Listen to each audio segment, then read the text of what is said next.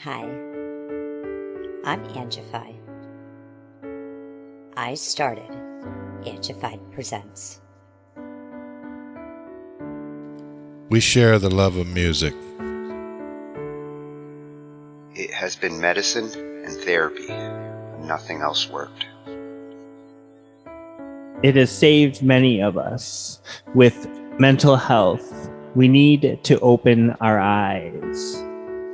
Hurt people hurt people. We ask that you listen, comprehend, and relate with your ears. Form that heart of unity and one. We share on this stage. Statistics, feelings, And ourselves. we stand with the belief to be you, to be heard, and to be original. We all may be different, with opinions and beliefs. At the end of the day, we are all brothers and sisters. We are family. We ask that you join us in a magical journey with artists from around the world.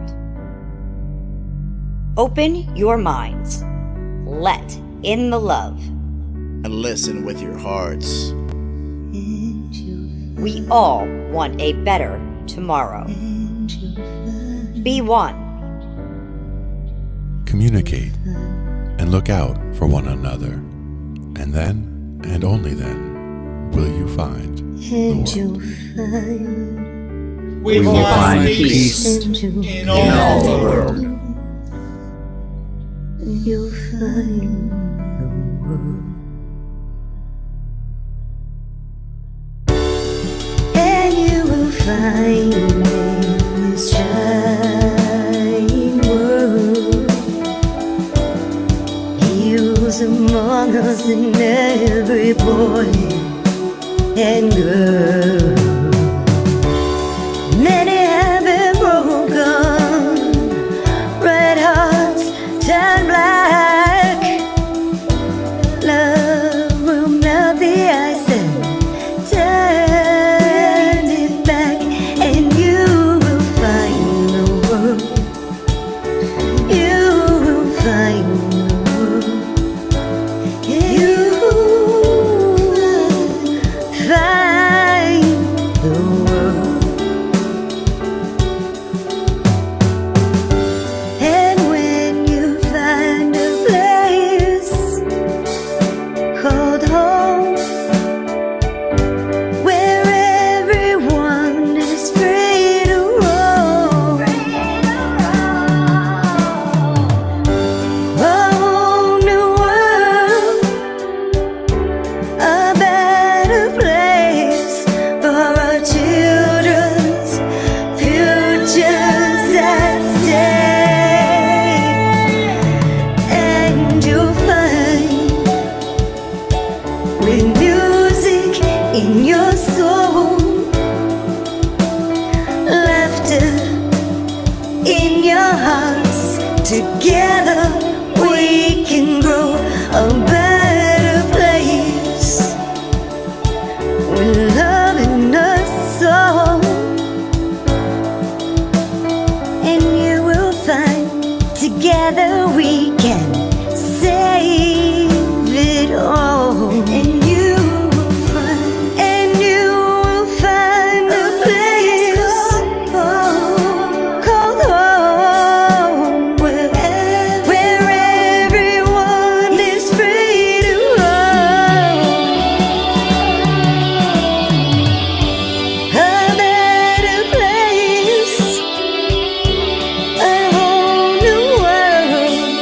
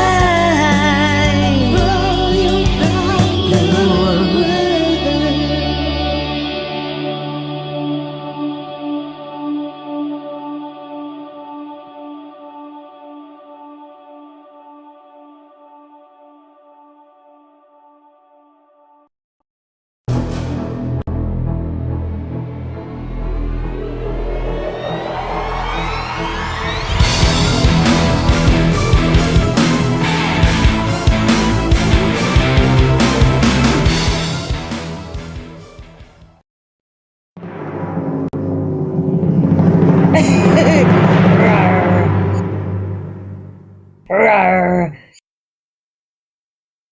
We cover digital audio workstations and music tools. We explore theory, gear, and MIDI too.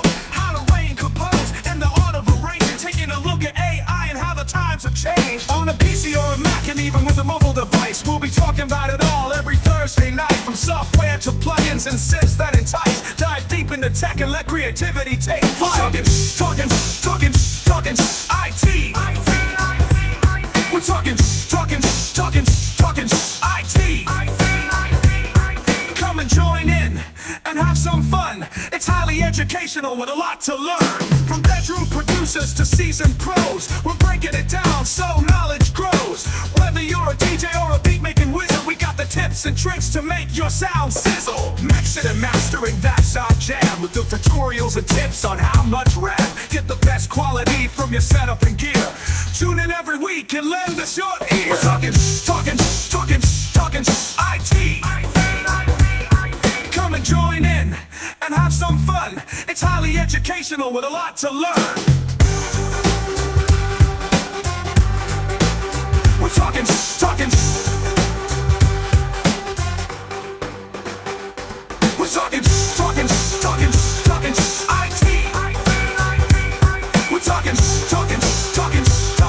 IT.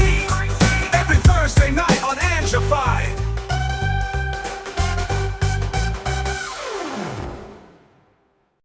That way.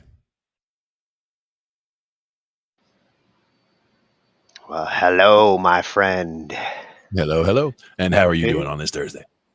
Hopefully, I'm going to be doing good. I've got a blizzard, a nor'easter going on outside, so fingers crossed. Snow after Easter. Well, and it's like two snowstorms. One is going down, big fluffy, and the other one's going sideways like crazy rain. Well, that's no good. Well, hopefully you keep connected. Not what you expect in April. No, that's for sure. It's quite lovely here, I must say. But I'm glad everything stuck through, because we're finally classical night is here. That's right. It's been a long time coming. We've talked about it a few times, and there'll be more than one. So don't worry. This isn't the last chance at classical. There's going to have to be more than one, because I had to pull some out from this one because the list got big fast. This was not a hard one to find videos for, and man, I swear I could do hours just on Nari Soul's channel. Absolutely. Yep. Especially for classical. Yeah. She filled like so many gaps, things that I was looking for. She's one of the best resources for classical music research and, knowledge.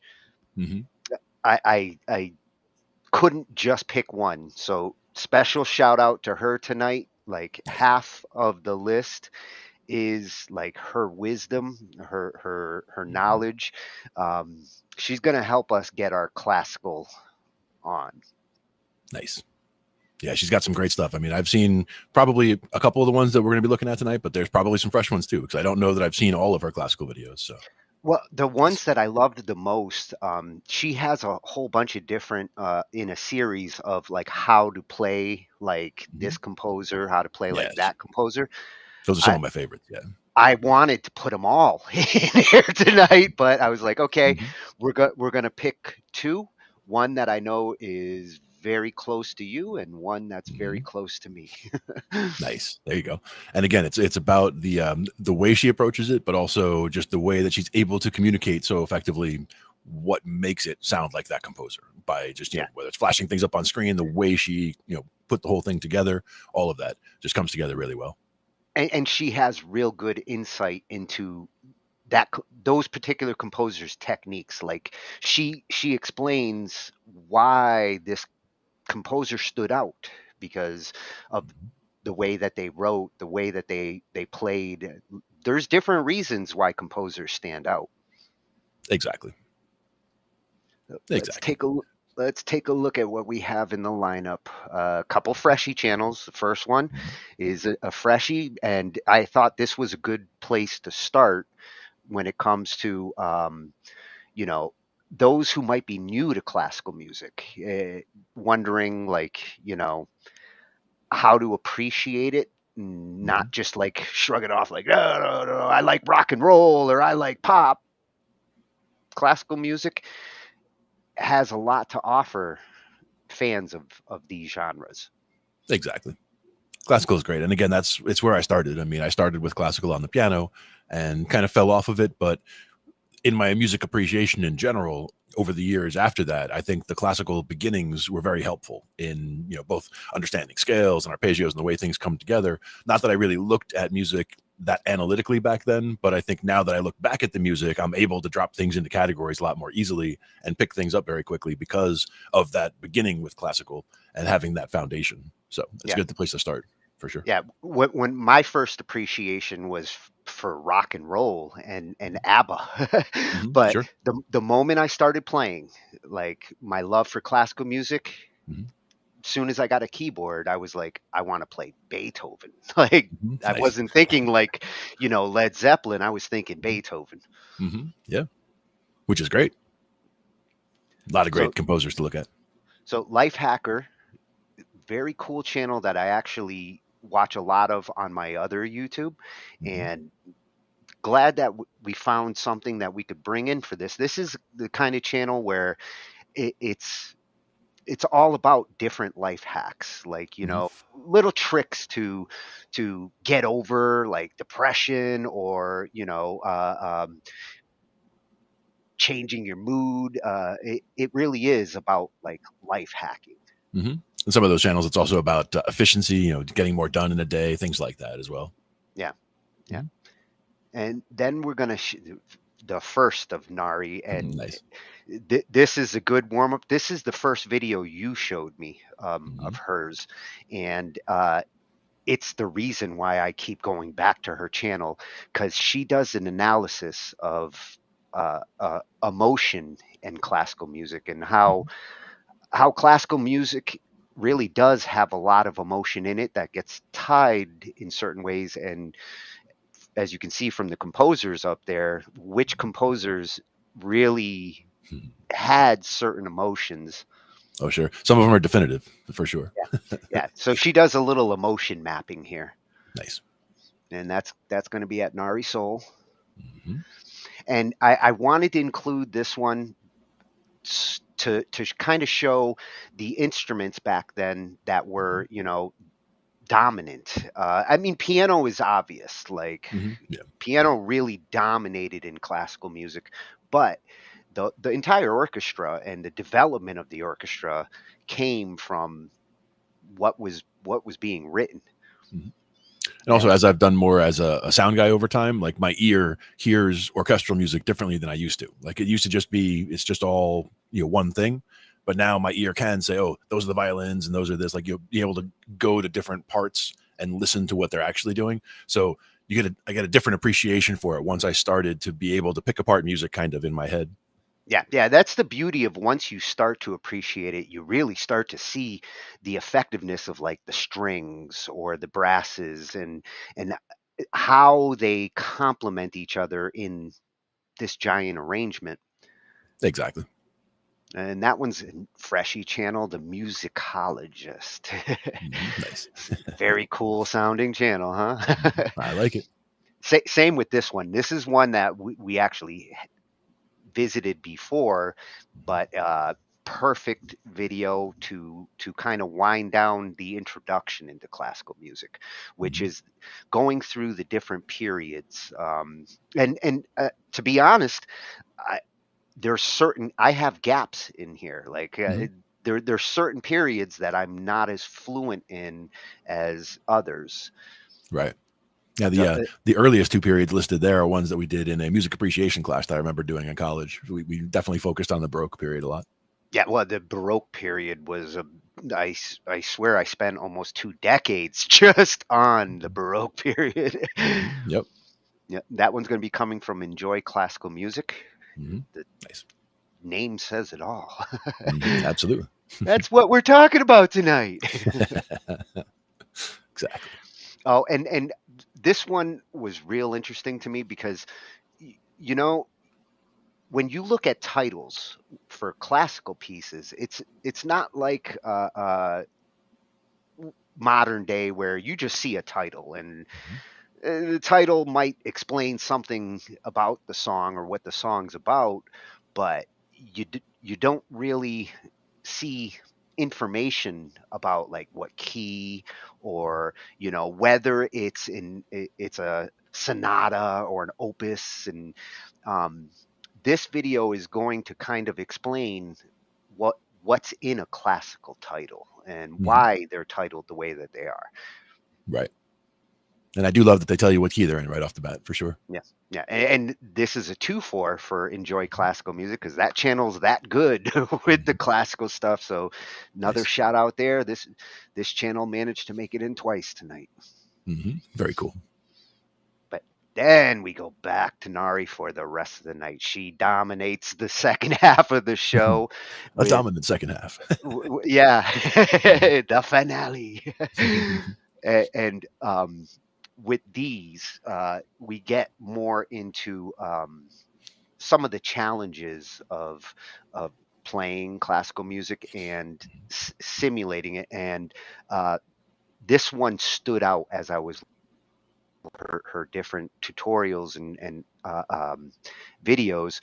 Why improving is so difficult for classically trained musicians. And she mentioned it's not like a global statement. It's not to say that everybody who learned with classical to start has a problem with improving, but it's a common problem. And yeah, it's a common enough story, just even in general. Like everybody who I know who was more serious classically was not an improviser, and talked about the fact that they lamented the fact that they were not improvisationally savvy. Like they could do classical, like if it's on the paper, they can learn it, they can do it, no problem. But if it's not on the paper, they have trouble figuring out what needs to be played. And I get that for sure. Yeah. I related with it because improv has always been a struggle for me. And I always wondered if I had started with jazz first and then went to classical, if that would have been better for me than starting with classical, because I've always had a tough time with jazz. I will say jazz is a tough place for anyone to start, really. It's really one of the most advanced in my book, schools of music, essentially, where anybody would be best off starting somewhere else and even going one place or, a couple places first. Like, I like the fact that, classical kind of laid the foundation. When I looked at the blues, when I first bought my bass, I got into the blues, and that got me just into a very simple structure and I was able to explore what you're going to do with a bass in a blues progression. And get that kind of baked in there, and then branch out from there to back to doing keys and guitar and all of that. But it's about one of those things that it kind of all has to come together. If you were to start on jazz when you don't know music at all, or you're just going to start out, okay, I'm going to do jazz starting today, that's a really steep hill to climb. And it also depends what instrument you're starting with. For sure, yeah. Because like as a pianist, starting with classical or starting with jazz, very different piano techniques to start with. So like you said, it's probably better that I started with classical, because jazz might have scared me away. It's such a complicated genre to really wrap your head around. So ironically, we did a jazz night before we did a classical night. And I was going to say, one of the videos might have been the jazz night. It might have just been a random night. We did one of the videos about jazz, talking about when you're starting in jazz, start with these, and it was 5 or 10 songs, standards to start with. And the idea being that, number one, these are songs that are so common that they would come up all the time in a jazz setting. Like if you walked into a jazz jam, there's a good chance that some of or most of those songs are going to come up, because they're so common and so standard that everybody does them.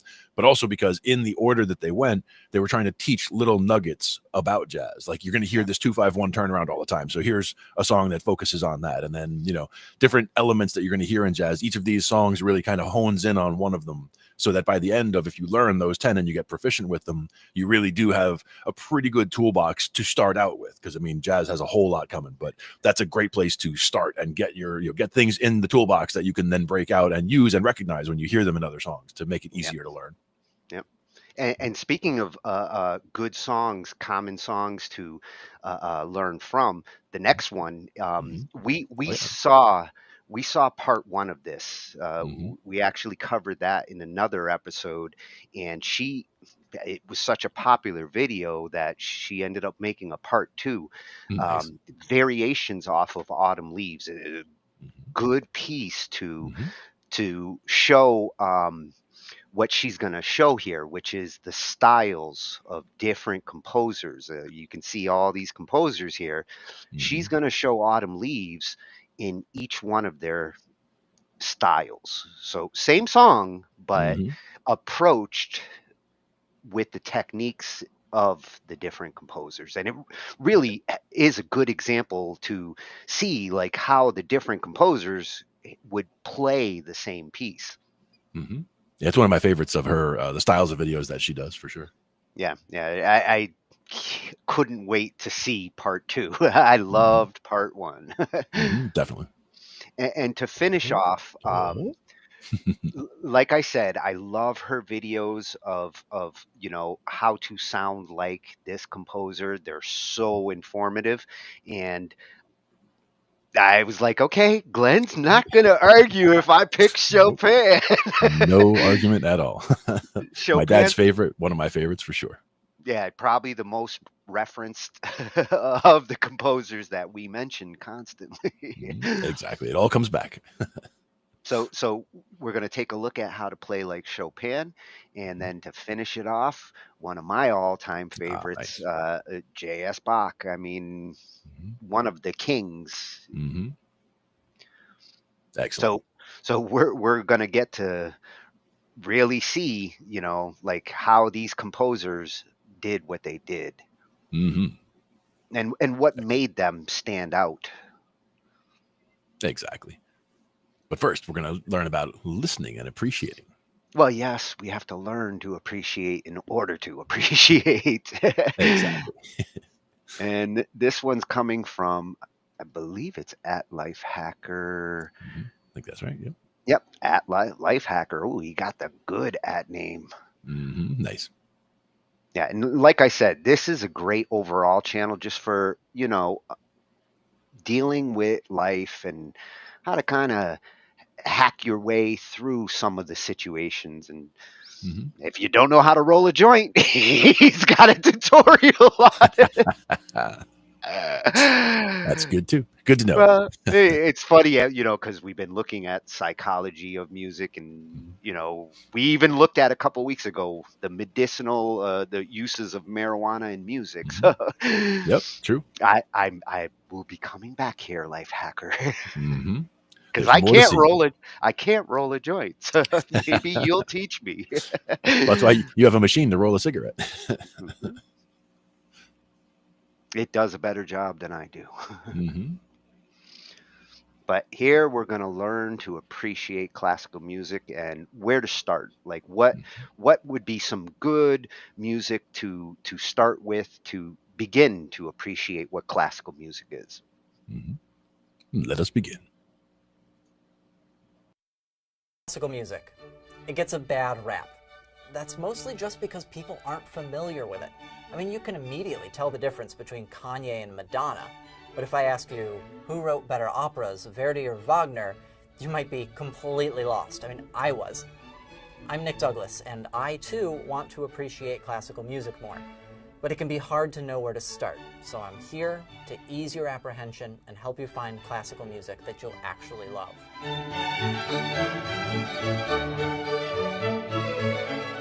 Contemporary pop music has it easy because we can appreciate most of it with little to no effort. The forms and the genres we're used to hearing are highly consistent in structure and tone, so we're all familiar with verse, chorus, bridge, chorus. Understanding and appreciating classical music starts the same way.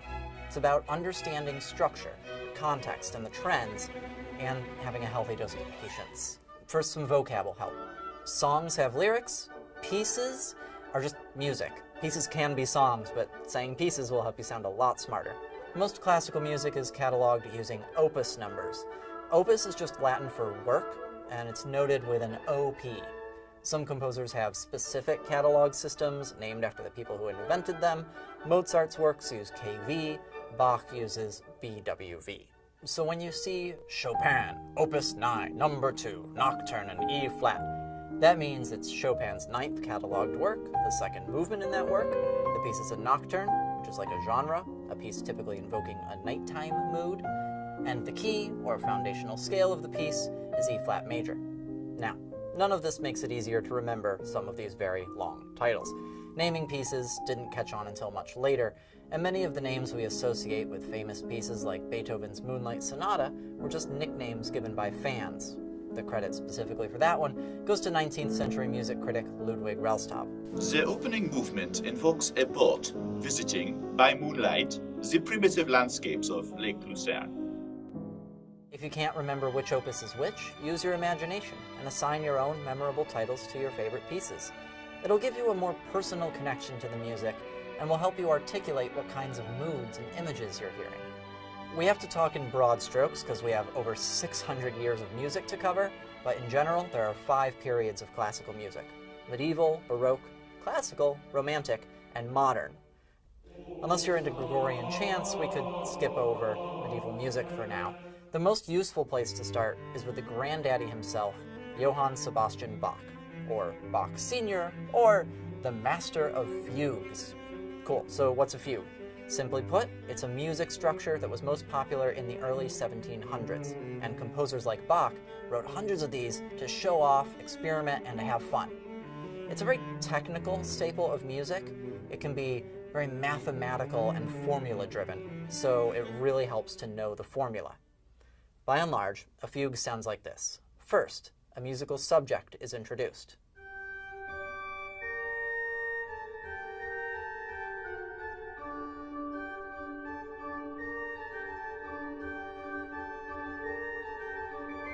Then other voices echo the subject.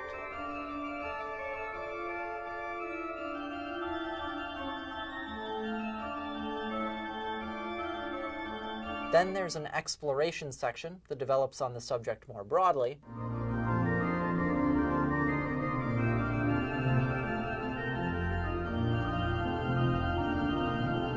Until we return to the subject in the recapitulation, the recap.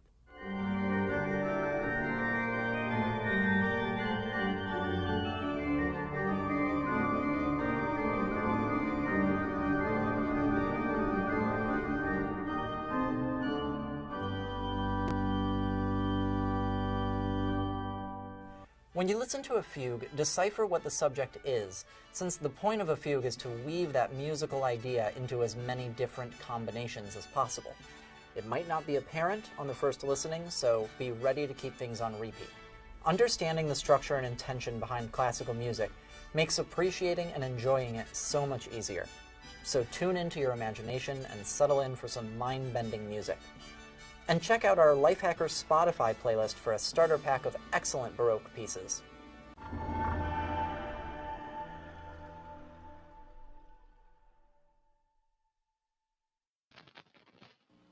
Oh, he got a Baroque playlist on Spotify. I'm there, dude. I definitely recognize the Chopin piece is definitely one of the ones that floated around the house with Dad playing the piano. Yeah, and one of the ones that played for sure. The little fugue that he showed from Bach, that's one of my all-time favorite Bach pieces, fugues. I actually did a cover of that and kind of metaled it up a little bit. Maybe at the end, if I can dig it up, we'll take a listen to that at the end. Nice. It's heavy. The visualizer that they had going there, I don't know if you noticed that, but it had following the different voices. So following, like, there was like a blue following one voice, red was following another, and orange was following a third, and the timing was like floating between all of them. So it's like everything is kind of very hectic. If you're trying to learn that piece, you don't just jump in both hands and go. I mean, that's the kind of thing where you have to work out, this hand, work out that hand, and work out the timing between the two and all that, because things are definitely not all right on the lines where you would expect them to be timing wise. That was always the trickiest thing when I was trying to learn any Bach piece was your left hand can be doing things that normally you might be doing on your right hand. You have to become fluid on both hands in order to pull off Bach. Exactly. You almost have to have two brains because like one has to be focused on the main melody and the other half of your brain is focusing on the counterpoint. Exactly.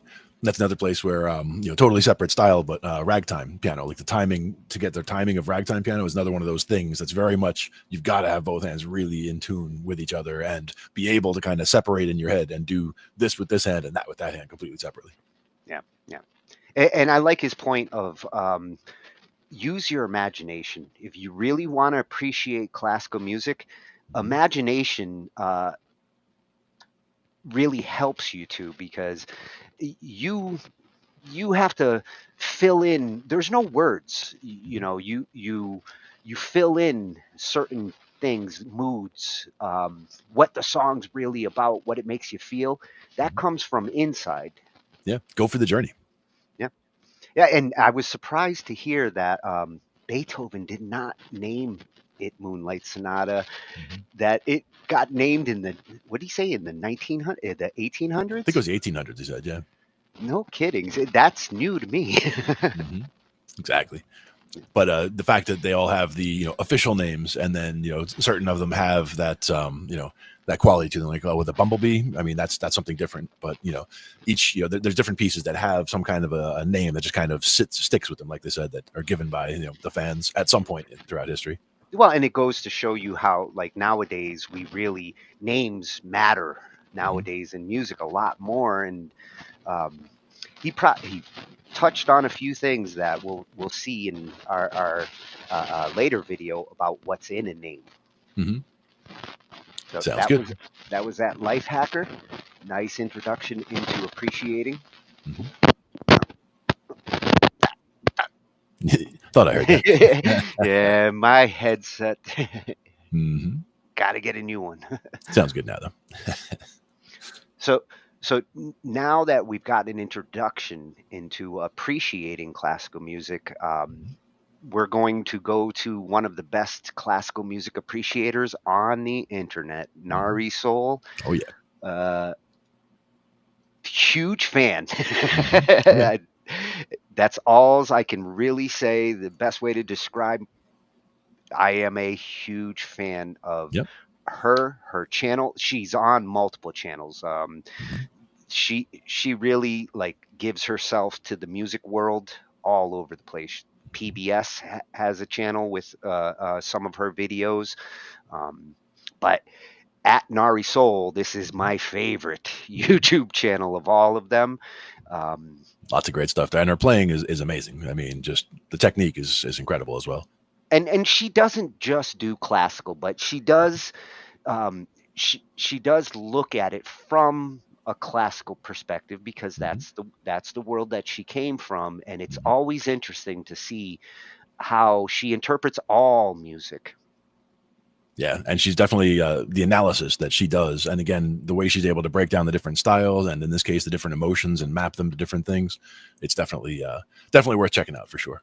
Yeah, and actually, this video, the 3 Tiny Habits That Cured My Laziness, that's one I'm going to watch afterwards, because that is part of the struggle of songwriting. Is you feel motivated when you're not at the instrument, and then when you get to the instrument, it's like Well, that's why my instruments are always right there within arm's reach. So if I have if I wanted to play, it's just I reach over and I grab it and I start playing. So it's there's no barriers, minimal barrier to get. You're lucky in the sense that you force yourself to play almost nightly with those open mics and jamming with everybody. So it keeps you on your musical toes. Exactly. And we don't always know what we're going to play when we go up there. And, sometimes you go up there and get thrown in with somebody else, and you're just going to play a style that you never even played before. And that's fine too. That's even better, because then you're just all seeing, how it feels to just jump in and play with musicians that you don't know, which is a good thing. You don't have a problem with improv. No. I mean, I still do. If somebody says, "Hey, take a solo," I'm always like, "Oh man!" I would have loved to have known I was going to take a solo in this song before we got here, and I would have thought about it beforehand and really gotten, because I'm so focused on the bass parts that I'm usually doing, that when I switch over to a guitar roll, even just doing rhythm guitar, I've started to play rhythm guitar at some of the jams now, and just that is such a it's not my job to keep the time anymore. So like partly it is like I have to stay on time and all, but I don't have to always be on the one. Like the rhythm guitar can skip the one entirely and just come in with some chirp chords afterwards. So it's very easy to hear like, oh, they hit that note. Okay, I'm over here then, and I can get a reference point without being late, because rhythm guitar doesn't have to be on the one every time like you do with the bass. Yeah, it's the solo improv that I think is the hardest improv. But just following along with anything that someone's going to start playing, that's easy. Like to me, like as soon as it starts, as long as it's a song that really does have some kind of a structure that goes around, it could be complicated structure. It could be, 4 or 5 chord, whatever. It could be a part A, part B, whatever. But once I hear how it kind of comes together and I can jump on board to the way it's repeating, I can, just, oh yeah, this is the part where it went to there. Yeah. Okay. I remember that now. But if you start telling me a list at the beginning, if you just start saying, okay, it's going to be G and C and D, and then the other part's going to be, E, and then like if you start listing it as a bunch of letters, like I kind of glaze over after the second one, and like I'd rather hear it like as it comes around, like just play once through the actual changes so I can hear how it comes around, and then I'll be able to identify it more easily. Yeah, it's like, don't tell me what I'm eating, let me eat it. Yeah, there you go. I'll use that next time. Yeah, I like it. So Nari's going to show us how to listen to classical music, which is a lot like appreciating it, but associating moods to it. And these composers you see here, she's going to map them out to different emotions and associate them. Moods and emotions. It's a great exercise. Definitely. Marisol, I'm a pianist composer, and in this video, I'm going to take 10 famous pieces of music and match them with 10 different emotions based on how the music makes me feel. Each emotion will increase in complexity from 1 to 10, with the last one being almost impossible to describe. First composer is Scott Joplin, and the piece is The Entertainer.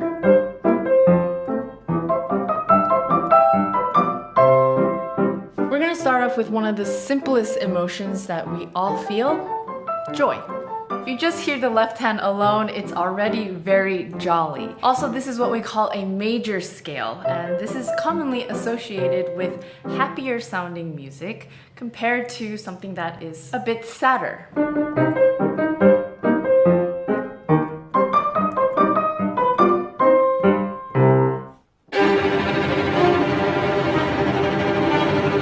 The next composer is Antonio Vivaldi. The piece is Summer from his Four Seasons, specifically the third movement.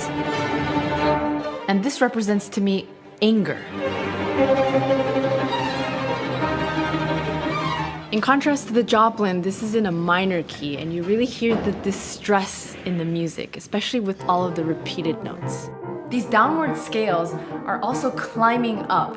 And of course, the direction changes and these scales go upwards, and all of this build into this commotion that really gives me the feeling of unrest. The next composer is Frédéric Chopin, and the piece is Nocturne in C sharp minor.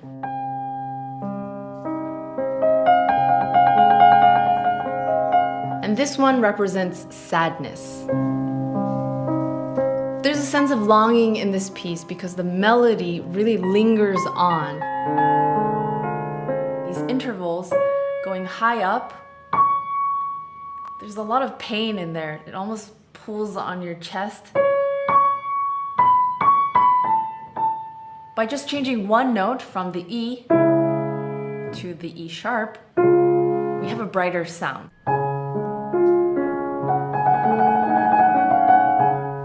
What's incredible is that music can change from one emotion to the next, just with one small detail. The next composer is Richard Strauss, and the piece is Thus Spoke Zarathustra.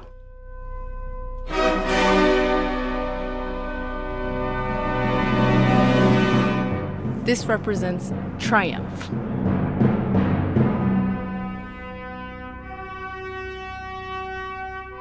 This music is a fanfare, and with the brass, it conveys a feeling of anticipation, grandiosity, and also with the timpani, there's something very tribal about it. It takes a while for us to even know if we're going to a major key or a minor key, because this still is unclear. And then we have both. a major chord and a minor chord together. And so this creates a bit of suspense and a lot of excitement. And after all of that, it's so incredibly satisfying to get to the final resolution here.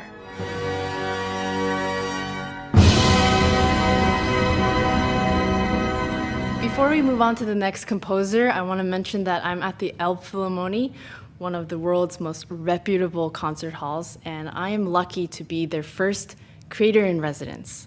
So throughout the season, I'll be presenting a lot of videos both on this channel and their channel, covering a wide variety of topics. To start off, I wanted to talk about emotions because this is really the most important thing that we experience when we listen to music, whether it's live at a concert hall or at home. You really don't need anything else. You don't need to know the context of the music. It doesn't matter what genre you're listening to. Emotions is the main thing that leads the experience. But the great thing about emotion is it's a great language that speaks differently to everybody in the room. The composer might have something on his mind why he wrote this music in a certain way, and it will be completely different for you, and still it will be a huge and rich experience. The next composer is Franz Schubert, and the piece is Erlkönig, or Earl King. This represents terror. Just with the octaves alone, you feel an incredible amount of tension and anxiety. In this case, we have the text to refer to, and it's based on a poem by Goethe, which is about a boy and his father riding on a horse while the boy is being overtaken by a supernatural being and he eventually dies. This is very scary, spooky, and very disturbing. The next composer is Aaron Copland, and the piece is Appalachian Spring. This represents hope. This is one of my favorite pieces, and it really made sense to me when I was on a road trip across the country, across the United States, and I was listening to this music in the car while seeing the landscape of Middle America. What's neat about this piece is that it's constantly changing between bustling music that's really energetic, fast, and really exciting, and then it switches gears and all of a sudden you have these long sustained notes and you're just suspended. And this is when I think the emotions of feeling hopeful and sort of in awe gets amplified.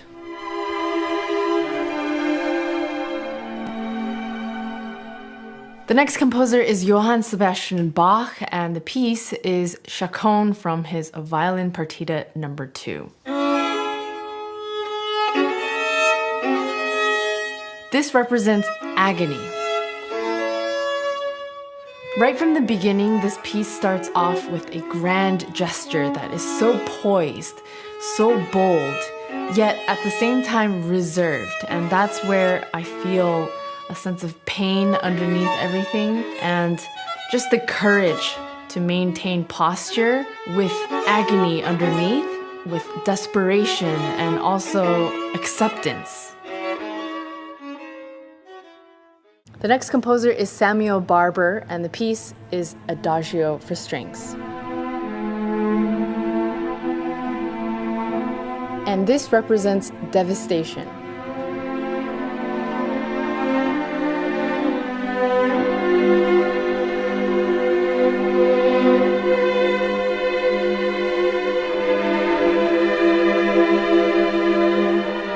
A lot of these phrases, they start with a tied note.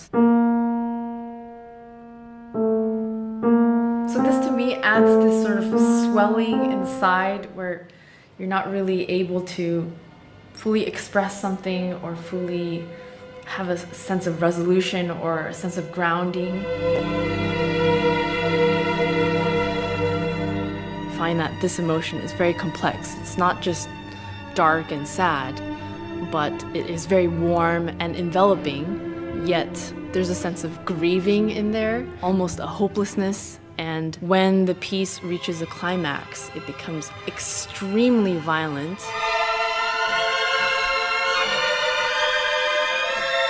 And I find that to be very powerful.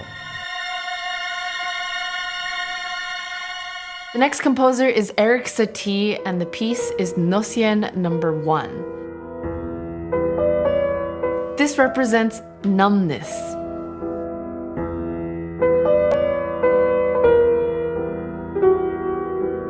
This music is very surreal in the sense that you're feeling a mixture of emotions and they conflict with each other, and some maybe aren't even real. Maybe you feel at ease and it's peaceful, yet there's something uncomfortable and disturbing in the air. What gives this music a sense of mystery has to do with what scale Satie uses, which is based off of the Dorian mode. So if we have the Dorian mode, by raising the fourth,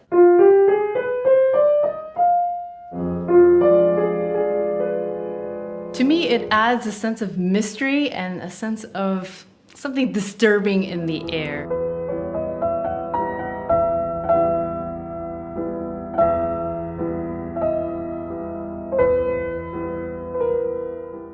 Now the last composer is Arvo Pärt, and the piece is Fratres.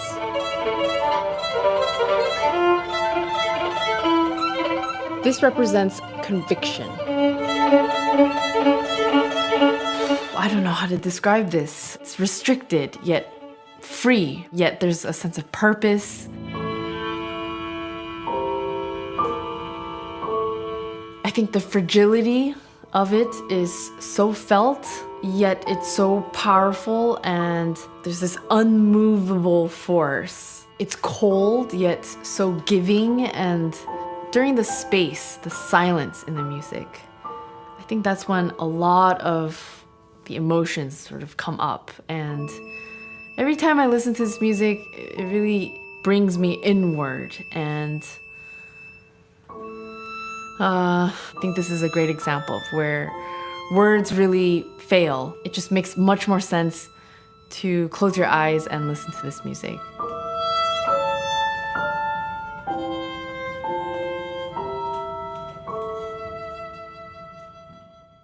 Circling back to what I said earlier, everyone will have a different experience while listening to the same piece of music. And so I'd be curious to know in the comments how you would describe some of the music from this list. Please subscribe if you haven't already, also to Elbphilharmonie, so that you are up to date with the videos that will roll out this season. Thank you to my patrons on Patreon, and I'll see you in the next video. Oh, you will see us in not the next, but in a couple more. We will find you again, yes. Oh, and Satie went Dorian on us in that one, huh? Yeah, some Dorian Sharp 4 going on there. I like that. Now, Yeah, well, anytime every one of her choices there were great. She picked the best ones to map to those emotions. Her analysis of the emotions, I totally agree. Like, I feel the exact same things she does when I hear those pieces. The one I didn't have, not a, of course, everyone's subjective, going to have their own opinion of what it sounded like. But instead of anger in that one, I was thinking a tempest, like tempestuous. Oh, the Vivaldi piece. Yeah. The spring piece. I think it was summertime, or was it spring? It could have been. Yeah. Whichever one. It sounded more like a storm, the kind of chaotic, that kind of thing. Not necessarily anger, but definitely chaotic and I guess tempestuous. Like, there's a storm, like very stormy was the anger would be one of those emotions that different listeners might interpret anger in classical music slightly different. Like Beethoven's Fifth sounds angry to me. Yeah, but it also sounds triumphant. So like sometimes I might listen to it and feel like it's triumphant, and other times I'm listening like, damn, Beethoven was pissed off. Yep, it all depends what you're hearing, and like you said, everybody hears something a little different. So yeah, and sometimes it's tied to your mood at that moment. So the beauty with classical music, your mood will affect your interpretation of it. Absolutely. A lot like modern music. Sometimes if you're happy and you listen to a sad song, you might not pick up on the sadness of the song. It certainly wouldn't bring me down. That's the one thing, is that, hearing a sad song when I'm happy, I would just get maybe nostalgic rather than sad. But like, with some people, they'll hear a happy song and it'll bring them from sadness to happiness. That'll happen. Like if I am, down or whatever, and I hear certain songs, like it doesn't matter what mood I'm in, I hear certain songs and I am just immediately like right in it, happy. I got a good mood going on like right away. And a lot of times it's the upbeat songs, stuff that's in G, is a good guess, G major. But Well, depends on the style too. Were you not surprised at the difference of da, da, da, dun, da, dun, da, dun, when it was played in C major? Does not sound happy. Yeah, well, that's the funny thing, is the way she is able to demonstrate those things, the way she's able to take a piece that was written in minor, for example, and translate it to major, which doesn't sound like it would be a big deal, but like to me, that's that would be a project, to try to figure all that out. And she just boom, right there, and you can hear the immediate difference, how there's so much more, like you said, sadness going on with the minor, and so much more brightness or happiness going on with the major. Yeah, that is a great introduction into appreciating classical music. These two videos really do cover, like, how to listen and find the emotion in the music. Yeah, and how important that is, for sure. Oh, I think it's super important with classical music, more so than, modern music. You got a lot more freedom with words, and people interpret words sometimes more than they interpret the music these days. But back then, the music spoke for itself. Yeah, and listen with your heart. I guess that's one way to look at it. So hear the emotion. Glenn went Roxette on us. Because that way you can get the emotions out of it. So that's at Nari Soul, and we will be back for the second half of the evening to look at more of her videos. But watching those different orchestral clips there as she was playing them, the different instruments that you saw there, and I've really come to appreciate where, like, the different instruments lend themselves to the orchestral sound. Absolutely, how they fit together, especially things like the woodwinds and like brass. These are ones that when I was young, it all just kind of sounded like one to me, like the sound of an orchestra. But as I've developed more of my ear over the years, I really am like focusing on what the brass is doing, what the winds are doing, how they're doing them against each other, and the conversation that goes on in the orchestra. Yep. And just in music in general, being played by more than one person. Like even that, like you mentioned, the open jams that I go to, a lot of the open jams, I'm just sitting back and I'm just watching, looking at one person and then the other throughout the band, and seeing, honing in on what that person is doing. Like I can see the hands moving, so I can tell, okay, that one's chunking the rhythm right there. That one, I can see him doing the solo right there. Like you can immediately break those things out and see, focus on which person's doing what, which level I would be changing if I was the sound guy. Like, oh, I'd bring that guy way down and I would bring this way up just so that they would be balanced out better. All those kinds of things like just kind of jump out at me. And same thing when I'm watching, a band on TV, or you're watching a video, for example, just watching, and you can kind of home in on, there's two guitar players and you're trying to figure out who's doing what. And you can kind of, home in on the hands and see what your brain is able to separate from that just by seeing what they're doing. Yeah. And it can be tricky with just 3 or 4 people in a band.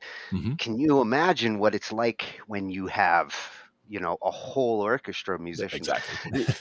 Fortunately, they tend to be very trained. Like they can put that sheet music in front of them and do their parts, and they all just come together. The conductor helps glue them. Now, there are some of the VSTs that also helped a lot with understanding how the pieces of the orchestra come together. Like, here's your violin section, here's your this, and like where they're placed in the room compared to the conductor. And you can get into all of that as far as the, the relationship of where everything is in the room so that the sounds, how they arrive at the conductor, because the things like the timpani is going to be way in the back, right over there. Yeah. And then you've got somebody who's right up front. So the conductor's going to hear them at different times. So they have to, they have to compensate for that in their timing. Yeah, and that's something I've been studying a lot more of, like orchestral instrument placing to help me with my orchestral mixing. Exactly. And VSTs like that can help, but being familiar with what's going on there is also very important. So we should educate ourselves on the instruments of the orchestra. Yeah. Well, an orchestra night would be a good compliment. Sure. So our next video, we're going to look at the instruments of the orchestra, and it's coming from at the musicologist. Free education for all. Hey, that's the spirit. Go and look at these videos he's got here. I mean, this is another one who goes and studies.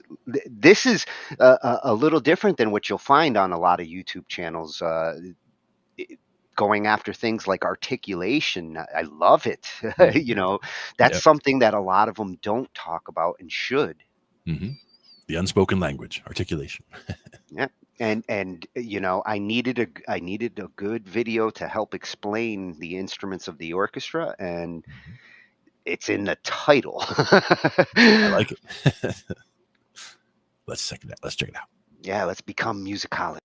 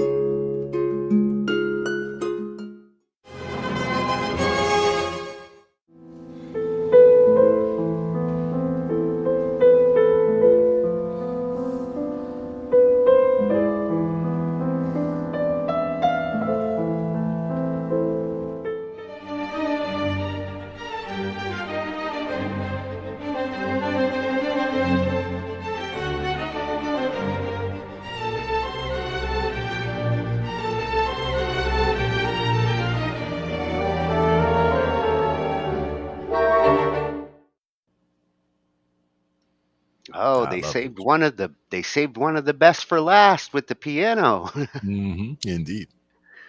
Love it all. And I learned something. You are a bassoon. If you were an instrument, you are a bassoon.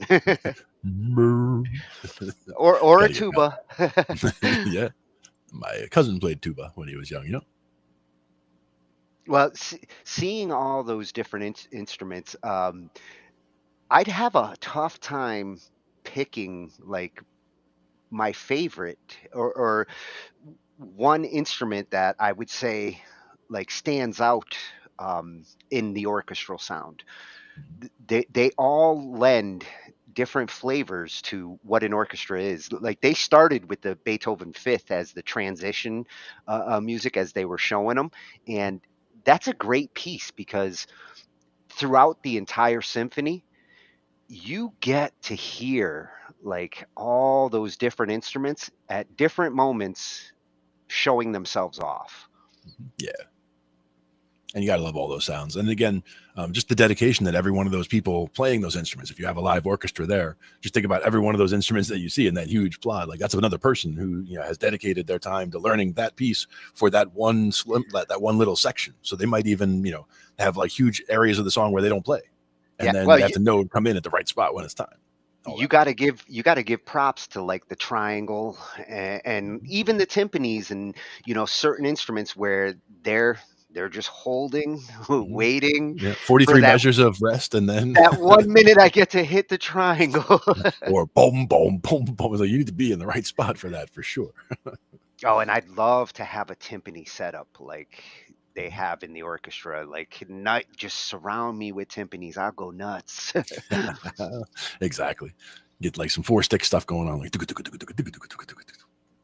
But I'll tell you, as I'm getting more into the different instruments there, I'm really finding an appreciation for the some of the winds, the bassoon, the English horn, the French horn, the sounds that like they create. So useful and so underused, especially these days.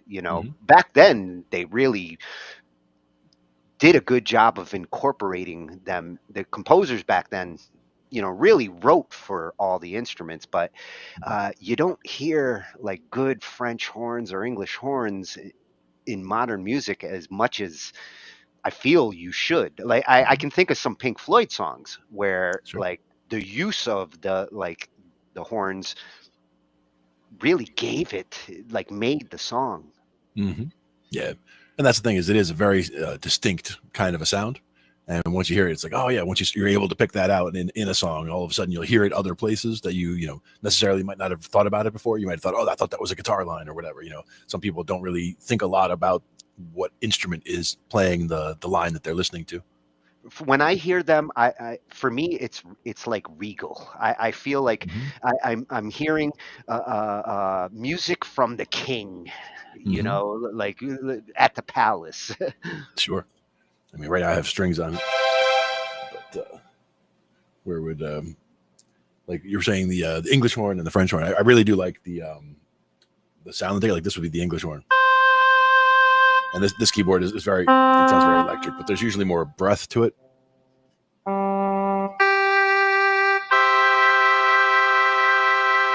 But it does have that kind of regal sound. The bassoon.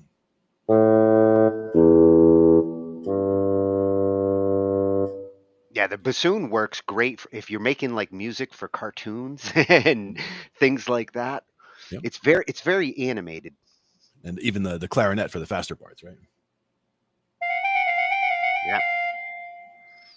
Yeah, the clarinet and the different kinds of flutes, that's another one that I'm hoping to master one day. Like they're very tricky. They're very tricky instruments to incorporate into modern pieces. Mm-hmm. And is it more the register, or it kind of just jumps out of nowhere and that kind of thing? Well, a lot of them, they're on the higher end, and depending on what else you have going on, like high pitched instruments sometimes can get hard to work with. Yeah. the lower pitched winds, you know, not so, I don't have a tough time with the lower ones, but the high ones, getting the right part for them, that's where the like solo improvising and things like that would come. Yeah.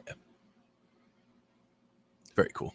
So now we know the instruments that are in this music. We're sticking with the same channel now, right? Yes, this is a 2/4. Oh, no. Actually, the next two. This was at the musicologist over on YouTube, and the next two, we're going to look at the different periods of classical music. Start, and this one's coming from at Enjoy Classical Music 6006. Nice. A channel that we found last year, and love my orchestral music. Always. And look, he gets into when we have a woodwind night. I promise you, this one is going in there. We'll Percussion, strings, Breaking and it down. Yep. strings. I would say, if I could only pick one section of the orchestra, if you forced me to, I'd go with the string quartet. The instruments involved in a string quartet have become my favorite sounds. The cello I've really come to love like a child. Nice. and the viola complements it, and the contrabass under it, and then violins. Those would be my, if I could only write with a chunk of the orchestra, that's where I would go. Nice. I have a video for you for later for it's a string, it's either a quartet or a quintet playing with Trey Anastasia from Fish. And they do like a whole show of stuff. It's good. With the quintets, what do they just basically add a second violin, right? I think in this case it was Trey's on the guitar. So I'm trying to remember now if it was a quartet or a quintet before adding him. So it's, you know, him on the guitar and then the rest of the group there.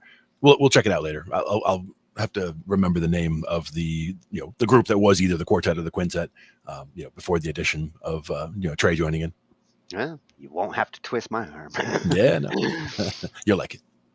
So we're going to look at, you know, the 5 periods of classical music that we've experienced, and modern is still being defined. I mean, it really is not as old as some of these other ones. Indeed. But and it's good to be able to categorize where everything's coming from and see how the progression went from one to the next.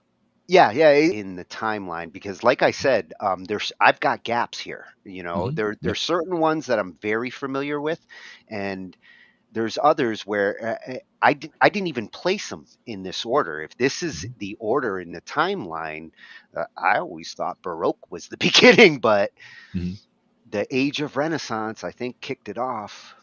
Yeah, we'll have to find out what the definitions are. Yeah, let's see what Enjoy Classical Music says. Right. It divides quite neatly into 5 periods, each one a reaction against the previous. As so often when dealing with culture, our story begins in the Renaissance. Out from the monasteries and churches, and also the taverns, comes a new sound. The major key had finally been discovered by Western music. Now, for the first time, names other than anonymous emerge from the murk of history. Individual composers exploring this new sonic landscape. Innovations in crafting and metalwork add instruments to what had previously been mostly vocal music. And yet, this is the wild west of classical music, a place of stunning beauty and lawless harmony.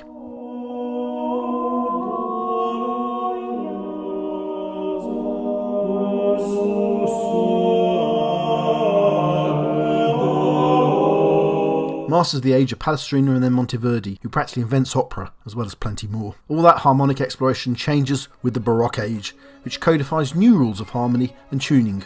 Now instruments can play together in 24 keys, 12 major and 12 minor, at the same time. Composers discover if they double up a violin, they produce a rounder sound. Musical ensembles grow. The orchestra becomes a thing. This is a prolific age, an outpouring of music of unmatched energy lapped up by a new audience.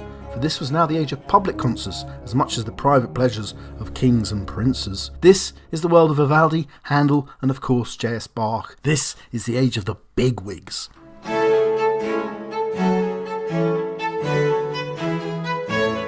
But tastes change once more.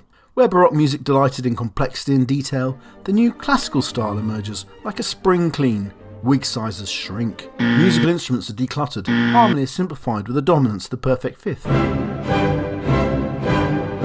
And melody takes centre stage as complex forms like the fugue are cleaned out in an organisation of music into established genres and forms, like the Alberti bass, the string quartet, the symphony orchestra, and the sonata form. Music is now nourishment for the mind. This is, after all, the Enlightenment. This is the age of Haydn and Mozart. This is the classical large C age of classic small c, classical small c music. But fashions change once more, and that eternal need not to sound like Dad's music meant yet another revolution. Romantic music emerges into the 19th century. If the classical age appealed to the head, the Romantic age appeals to the heart.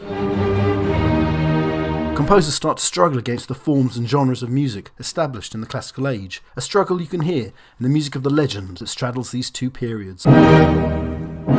Beethoven's music still obeys the classical forms, but pushes them to the limit. Quartets with 7 movements, enlarged orchestras, symphonies with singers. Everything's getting bigger, longer, louder. The Romantic age emerges with the smell of gunpowder in the air. This is the age of revolution and new nationalism. Composers mine their native folk music for inspiration. Dvorak the Czech, Mussorgsky the Russian, Grieg the Norwegian. Dvorak moves to America and culturally appropriates, very appropriately.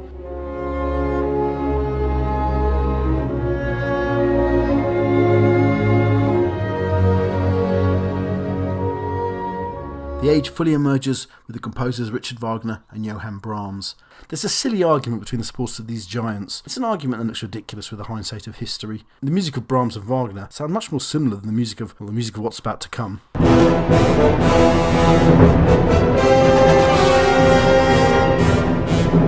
Welcome to the roller coaster of history that is the 20th century. However you date it, philosophy, science, cubism, World War I, there is a total new perspective that begins with this new century. In music, the harmonic system isn't just challenged, the movement known as atonalism attempts to destroy it altogether, which, if you ask me, honestly didn't need destroying. Russian composers are on fire in the 20th century, much as their homeland often seems to be. Stravinsky, Prokofiev and Shostakovich offer a discordant tone without going full atonal, although Stravinsky has a go. These composers produced the soundtrack of the first half of the 20th century, a derelict landscape full of death and bereft of a god. Over in America, things were much more optimistic.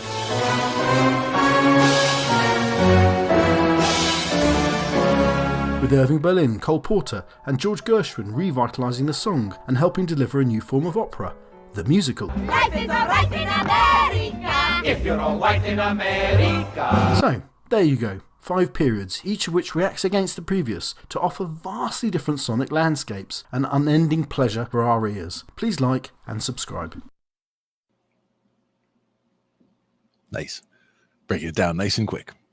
Right through the ages. Yeah, that's a great synopsis. As he was going through the different ages, I was thinking like you could be describing the evolution of like rock and roll and the different going from like the old school rock to metal to heavy metal, just in a much more faster changing of periods.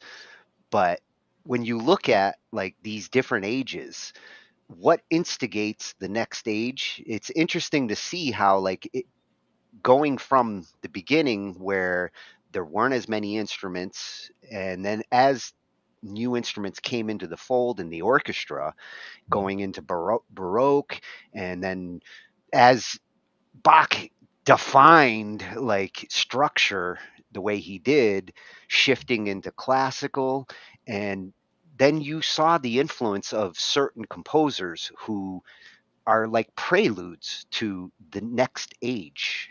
Mm-hmm.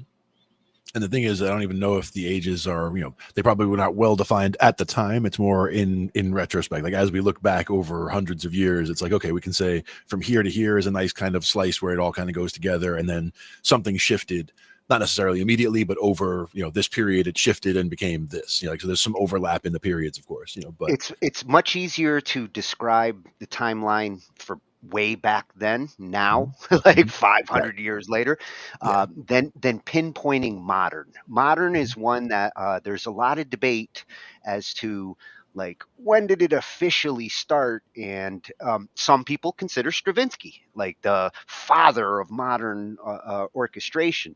Although I'd have to go a little earlier, where you started to see 20th century approach to the composition. Exactly. And that's exactly right, Uni. Thinking about it as C major and A minor, like I always look to the piano and think about C major or A minor if I wanted to translate something, or if I wanted to look at something in Dorian, like we were talking about before. We said Dorian sharp 4. So my first thought is to look at the piano and think about D Dorian, because D Dorian would be from the D to the D, all white notes. And then Dorian sharp 4 would just be 1, 2, 3, and just sharp that G. So it's like, it's a good way to just kind of see what you would need to do to make it, Dorian sharp 4, and then be able to translate that to a different key if I wanted to play it in a different key that was easier, for example. Yeah, if you start with the easy key to understand the length of the notes, the distance, then go after the key that you're trying to play in. In most cases, I will start with C and figure it out before I go trying to do it in any other key. Yeah, and if you have a melody idea, just hammering it out as, for example, if you're thinking diatonic melody, C major or A minor, or the pentatonics for C major and A minor.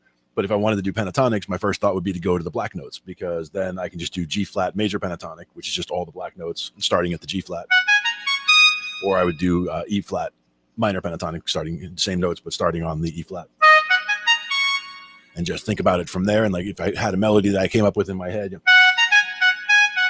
something like that, I could just translate it from there to whatever other key I wanted to do it in. But now I've got that, the melody, the intervals of that melody in my ears, so that if I go to that other key, I'll hear if I hit something as a wrong note much more easily.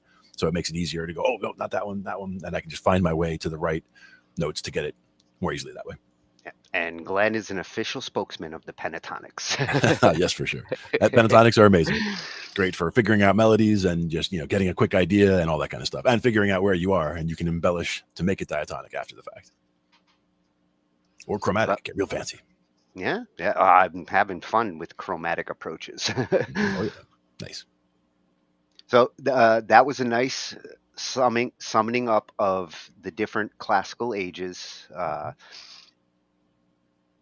And for the second one from Enjoy Classical Music, we're going to get a little more of an explanation of why music is titled, classical music is titled the way that it is. And, as we saw earlier, they didn't really focus on names of songs back then. That was not as important as it is today.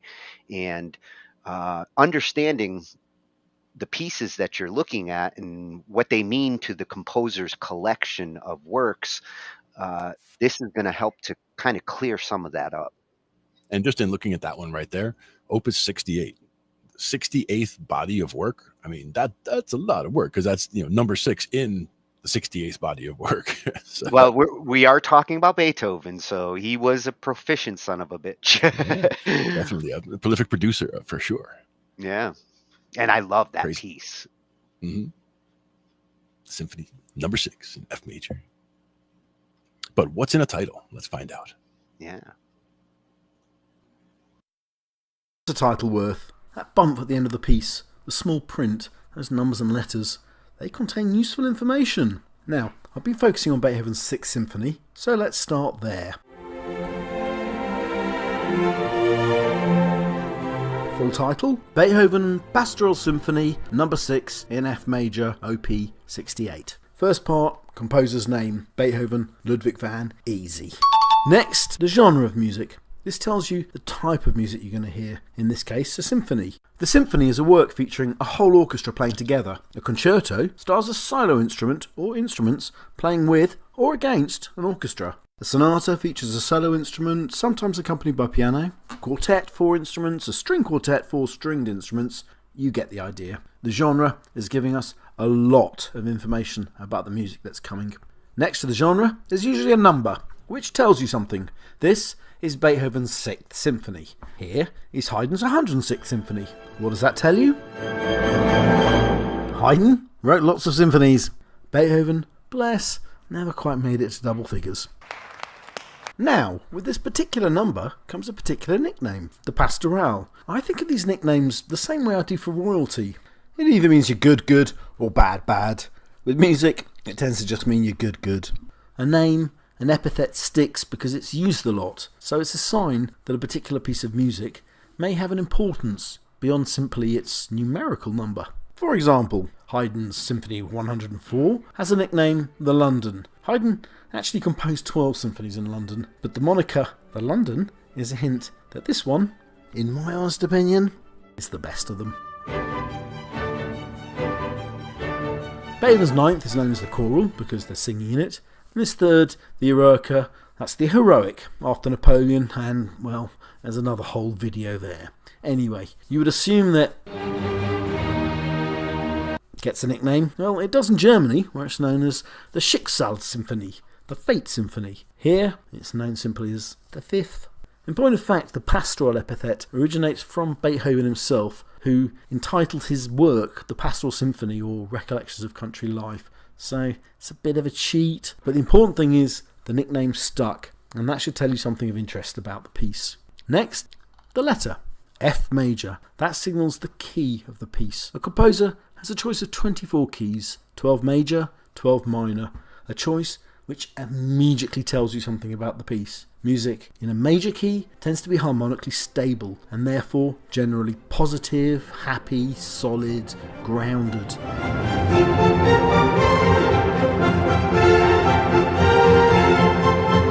Pieces in minor keys tend to be less harmonically stable and consequently sadder, bluer.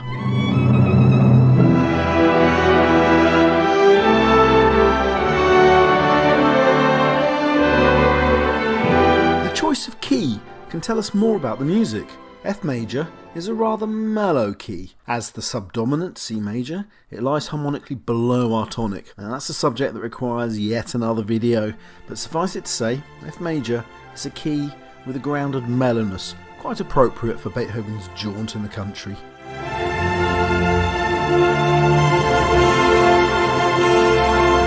Individual keys can also mean certain things for certain composers, and that gives us additional information. When Beethoven wanted to say something really serious, he tended to pick C minor. And Mozart had more of a thing for D minor.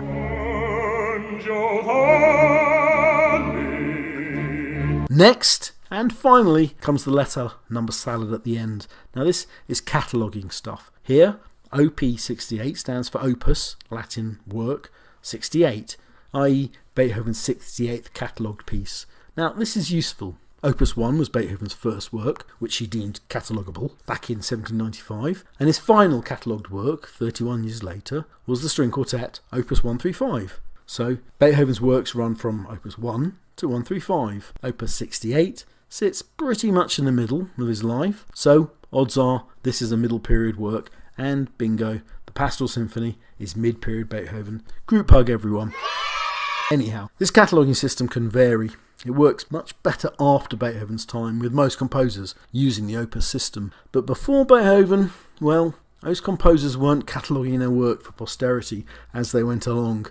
So it was often the job of scholars and musical sleuths to do the cataloguing after a composer's death. Thomas Kuchel was the man who ended up cataloguing Mozart's works shortly after the composer's death, and Kuchel, or at least his initial K, has since become the cataloguing system itself. With Bach, it gets a bit more difficult. The catalogue system, BWV, well, that comes from the 1950s, and it sounds logical enough, only the system works by genre, not chronology, and even the genres, the sections aren't necessarily chronological. Anyway, there you go. What's in a title? Potentially, lots. See you next video. Please like and subscribe. Oh, I do love Beethoven's Schicksal Symphony. Oh yeah. I never heard it. That is one of the rare few where everybody recognizes it for its number. Oh yeah. Absolutely. And again, that's a lot of work. The ninth is another one that most people who listen to classical, if I say Beethoven's ninth, you don't have to say choral. They tend to know it just by the ninth. Mm-hmm. Yeah. Or they would just recognize it if you were to play it, and they would go, "Oh, that one, yeah." Yeah. That's the other thing. Some of them won't even know the title or the number. They just know it when they hear it. Mm-hmm. Exactly. Good stuff. But it's interesting to see that they weren't really cataloging until Beethoven. I mean, God, I mean, Bach had so much work. I would imagine cataloging would have been important to him. Mm-hmm. But again, at the time, it was more, those who were cataloging were more future proofing or future, thinking about the people in the future, looking back at the work and wanting to see where it fits. Whereas in the past, I guess up to that time, everyone was just, if they have a piece of work, they would come up with a title. This is the Sunny Day Sonata or whatever. They would come up with something. It didn't have to be following specific rules, but coming down with something as a standardized way of looking at it is good. But we stopped using it also. I mean, we don't do everything as opuses now, right? So it was specific for the time and for what was going on. I'm considering going back to that. Yeah, I mean, it's a great idea as far as knowing where something is in your catalog, but also you wouldn't start that on your third piece or your first piece or whatever. It's more when you're further into the process, right? You've got hundreds of pieces now. It's okay. You want to make sure you know where everything is, so you go back and redo it as a rename project or something. Yeah, but if you start out that way, you don't have to. If I never gave some of my pieces some form of name, I'd have no way to associate them and remember them. Mm-hmm. Yeah, and you got a lot of pieces. That's the point. Yeah. That's what I got some opuses. Yeah, exactly. So that was a twofer from @Enjoy Classical Music 6006. Awesome information. Love this channel for classical music. If you are becoming a classical music lover, go enjoy classical music there. Yeah. Great now stuff. We're coming back to Nari. Nice. For the rest of the night, we are going to soak up her wisdom in a couple of different directions. She showed us how emotions play into classical music, but here she's going to talk a little bit about why improvisation is tricky for people who are classically trained, and see what we've seen so far. It kind of makes sense because one thing we've heard with classical music is very structured, and it lends itself to structure in a way that when you're improvising, sometimes structure gets in your way. Even with classical music, there's interpretation. So when you're playing classical music, there's what's on the paper, and if you just play it mechanically like it is on the paper, you're not really playing classical music. You should be interpreting it yourself. There's slight differences in timing and the way that you emphasize notes, things like that are going to be your own interpretation of the song, but everything should be roughly structured like this. Like this is the song itself, so it should be identifiably like this, Well, and a classical musician, say playing in an orchestra, who gets handed sheet music, never played the song before, might not even be familiar with the song. Right. They're looking at that sheet music and looking at the little highlights that say, play this way, play in that that case, way. they want to very much be specific. Yes, very much robotic or specific to what it says on the paper, because everybody else in the orchestra is counting on the timing of that. So that has to be right on for sure. Now, can you imagine handing those same musicians sheet music and saying, we're going to play a jazz piece and improvise? Some of those in the orchestra might have a tough time with that. A lot of them would actually. If they had something to start with. If they had something to start with, you give them a nugget, like you give them a phrase to play and then start with that so that they all have somewhere to start, and then, see what they all come up with. And again, different musicians will have, different ways. There are, I'm sure, many classical musicians who are fantastic improvisers, but just from what I've seen, most who focus specifically on classical music never really explore the improvisational side. So they don't really know what they could play if they wanted to. Like you've seen them play, blisteringly fast, complex pieces. So that the hands can do it, but If you told them to just do that, but do it your own way, they're just like, they might give you a blank look, like, do what? Yeah, and that's the same reason why you don't see a lot of orchestra musicians composing, writing. Like for some of them, it's very difficult. Yeah, they can play like masters, but trying to write a song is a different beast. And even just looking at the way Nare was doing the major versus minor earlier, being able to translate a piece, like take a piece that is the way it is and change the entire way it sounds, change the entire mood of the piece just by changing those few key notes. That's a particular skill that's very good for demonstrating these differences, because it's important to understand how much difference just one little change can make. Like just changing one or two notes, to change something from major to minor, all of a sudden changes the entire feel of the whole thing. Her ability to reproduce a composer the way she does is a beautiful skill. Oh yeah, I look forward to it. It's coming up. Yeah. Oh yeah. Well, the next couple after this you're going to see that skill in action. Exactly. But to start, we're gonna get to understand why improvisation can be a challenge for a classical composer. Yep. Let's see what it is.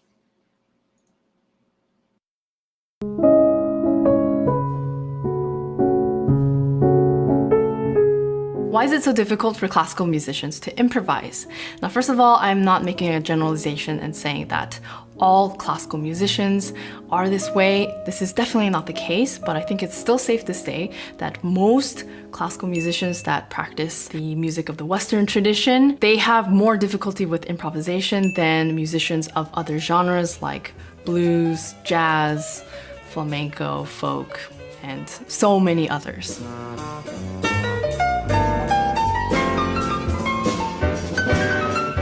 Now, I am personally invested in this very question because I've struggled with quite a few things related to improvisation as a classically trained pianist and composer. How can you follow all those cues, know what's going on based on the context, and retain all of that information musically and be able to improvise over it? Hey, Nare, find something cool that you wrote, your thing. Find a cool chunk that we can jam on.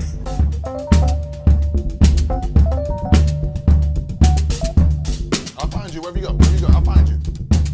Over the years, I've become a lot more comfortable with improvisation, yet I'm still a little hesitant to do it sometimes, especially in front of other people. And sometimes I just have this psychological barrier that I noticed against improvisation. Just last week, I was with a composer friend of mine who asked me to come over to his studio to help him brainstorm some ideas for a little bit of music for a picture. And because this type of thing is not very straightforward, we thought it would be best to improvise together using 2 keyboards. What I remember so distinctly about this very moment was that I was simultaneously very excited to do this and very reluctant to. I felt a little uncomfortable, self-conscious, a little shy. Nope. Of course, part of it was probably the fact that I haven't been around musicians like this or in a setting where I'm jamming with someone in a very long time. But still, I think there's something behind this that I want to explore a little further. An analogy that comes to mind is the difference between a very carefully and specifically crafted dialogue between 2 characters in a play and a conversation between 2 friends in real life. So of course there are some flaws in this comparison, but bear with me. Imagine a person that is only trained to recite Shakespearean monologues and dialogues, and they are a Shakespearean expert. That am not shaped for sportive tricks, nor made to court an amorous looking glass. I that am rudely stamped. Even though this is absurd, just imagine them not speaking and communicating in any other manner other than Shakespearean language. To all bear such as are of better person than myself. Now, imagine this person being placed in a living room where there is a conversation happening between 2 people, and then they come over and they say, "Hey, how's it going?"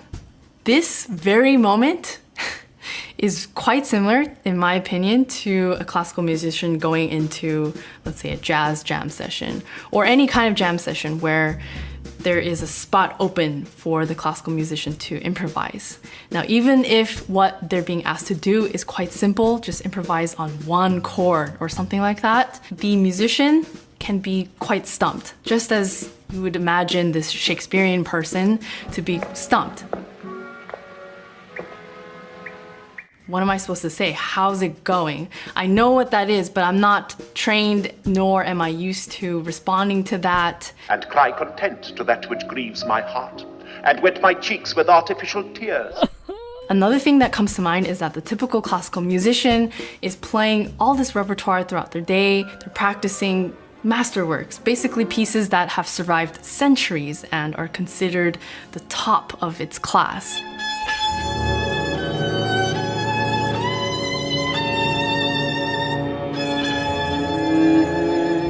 And so they're used to listening to and performing this sophisticated material.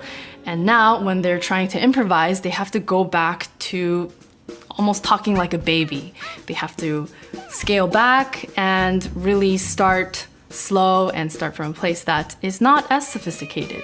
Now at this point, similar to learning a new language, it's probably rough. You're probably struggling just to say a few simple things. Je suis le voisin. Oh, all right. I'm sorry. Je suis Sam. D'Amérique. Oui, d'Amérique. You mess up a lot. You feel a little insecure and confused. Oui, tu joues... Non. Je joue avec des voitures. Il joue aux petites voitures.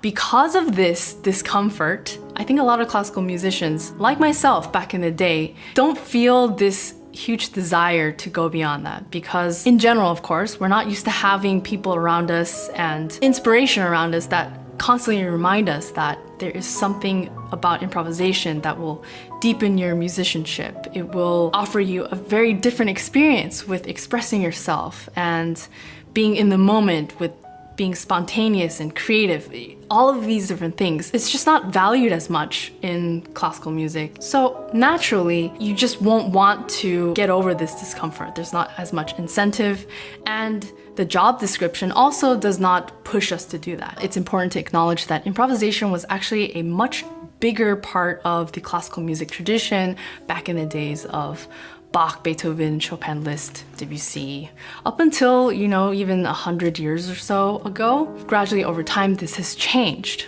No longer are performers improvising their own preludes, interludes, cadenzas, full pieces on stage. Now, I think there are multiple factors as to why this has happened. Some of it include just the very fact that these pieces that composers were writing became much more complex with a lot more moving parts. Composers wanted to be more specific about what they were writing and what they wanted performers to replicate. And there was more of a separation between performers and composers. If you think about pieces like large symphonic works with many, many parts involved that are tightly woven together, it's not really practical to have people improvise there. And I think also over time, sections that were dedicated for improvised solos were also more specifically written out. And this, maybe it was because composers just wanted more control, or performers wanted to be a little more secure as classical concert tradition became more formal and the stakes became higher. I'm not really sure, but that just became a thing, or rather less of a thing. The point of this video is not to weigh the pros and cons of improvisation, but to just remind people out there who are classically trained and have experienced something similar to the things that I have. It's okay if you feel a little uncomfortable. Don't try to force it, and also just acknowledge the fact that that point of entry when you are getting started and when you're starting to practice improvisation, because that is a huge part of getting better. You improve little by little. That is the hardest part. There are a lot of layers to this as well. It's not something very straightforward, so it's okay if it's difficult, if it's confusing. Okay, now let's turn to my phone where I'm gonna pull up some answers to an Instagram poll that I just put out. I asked, if you identify as a classical musician, do you improvise? And if not, what has been stopping you? Terrified, insecure, feel like I'm lacking the knowledge to step into that world. I enjoy practicing my normal classical music repertoire. Never found the need to. Am a massive jazz fan, but it's like speaking a foreign language I haven't mastered. Thinking about all the brilliant pieces I played, every improvisation feels like garbage. Fear of sounding stupid, clueless, unoriginal, cringeworthy. Fear of doing something ugly. Yes, I improvise a lot as an organist and Baroque continuist. All of the organists that I know personally are incredible improvisers. So it is alive and well. Not knowing enough harmony theory, not knowing where to start. I know too little music theory, and there are a lot of answers similar to this. I think a lot of people think that they need to know a ton about theory before they get started. Of course, knowing more theory helps, but it's not necessarily the case. No, I get discouraged because I don't know where to start, but I would like to start. When I improvise, I feel like it is the equivalent of a 3-year-old speaking. No exposure, space, and training to do it. Yes, I do. I always wanted to do it because I think that's a really good way to express yourself. When I studied classical music 8+ years, it was never an option that teachers allowed. Now I play jazz. No, even though I'm all for it. I think it's a fear of experimentation. So a lot of these are very similar to my experience. I want to know now in reverse. Let me know in the comments what you all think. Are you classically trained? And if so, did you experience something similar or not? I would love to know, and I think it would be great to just start a conversation here. Thank you to my patrons on Patreon. Thank you so much for your support, and thank you all for watching. I'll see you very soon.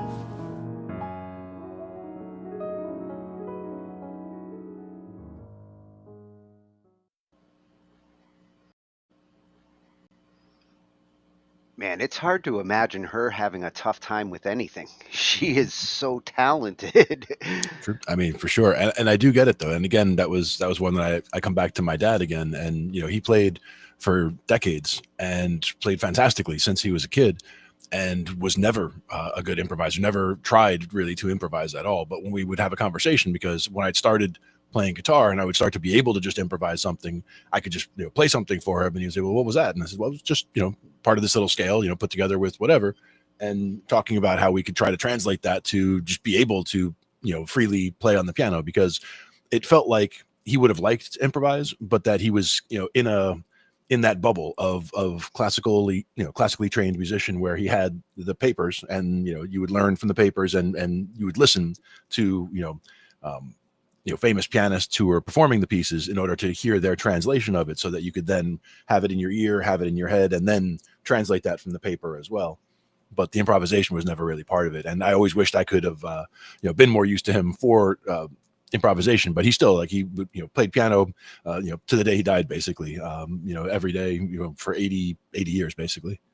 Well, and that's not a bad answer. At least he wasn't like, "You're not my son." How dare you improvise? Exactly. No, but he was kind of baffled as to how it came around. And really what it is, as she was saying, a lot of times it's, when they talk about it, the fear of sounding silly, the fear of making mistakes, the fact that everything that they've played so far are all these fantastic pieces that are so well structured and put together. So they're like, how do I do that on the fly? How do I come up with something that sounds that good right now, that's different than anything I've played before? And that's a valid question. I mean, that's, and that's why not everything sounds like, a masterpiece when it just comes off your hands. But when I watch people, like, again, at an open jam, somebody who can just sit there and throw a guitar solo in any song because they can feel, they know what the changes are and they know what chords they should or should not be playing. They know certain riffs that they can, grab and kind of block together like Lego blocks to make something sound good. Is it very active with doodle doodle doodle, or is it more, hanging on one note like Gilmore style? Everybody has, what is the song asking for is basically the question that I ask. And that's when people say, oh, do a solo. I'm just like, yeah, I've been a bass player for so long. It's never really been my job to think about the solo. So there's a whole bunch of thought process that I would want to put into it first. And they're basically, their answer is, don't think about it, just do it. You know what to play, just play. And it's like, Well, telling me to let the music out from inside, it's not like you just open a little door and go, okay, here, and like it's out. Be nice if it worked that way. It'd be nice, but a lot of it does come down to like seeing the world through the eyes of a child, not being afraid to hear yourself make a bad note or a mistake.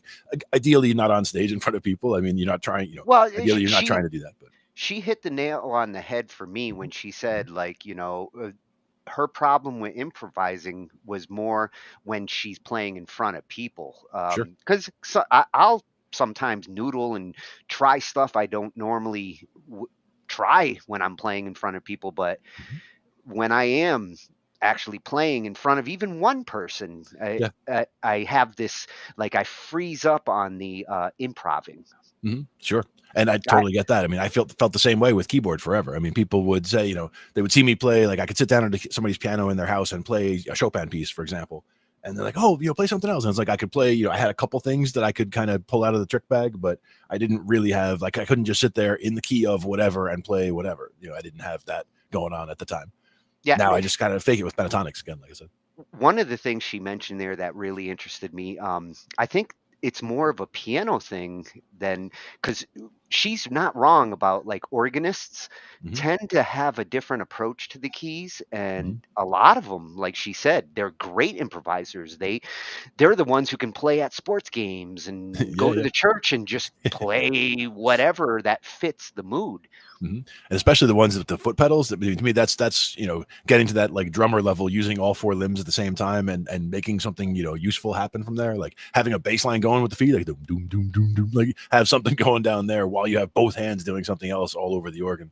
Like that's crazy stuff when you get to that level of getting something grooving going on like that. And I've seen it, but it's good stuff. I really like seeing her jam with others, and like what like that guy was saying, like, I'll find you. Do what you're doing. I'll find you. That can help a lot to overcome that fear of improvising in front of others. If you're lucky enough to get musicians like that you start to get comfortable with, they let you noodle, and they find a way to encourage it. Where some have the biggest problem is like if it was two people, like if it was us just sitting here trying to jam it out, and if you're sitting there and you're having difficulty trying to improvise, if I just said I'm just going to find you and you go, I could try to catch up to you, but then my playing could throw you off. And that's what happens a lot of times, where then you're whether your timing slows down because you're trying to catch me or trying to slow down to me, like not us particularly, but I'm saying two people in general. Yeah, well, somebody has to lead and somebody has to accompany.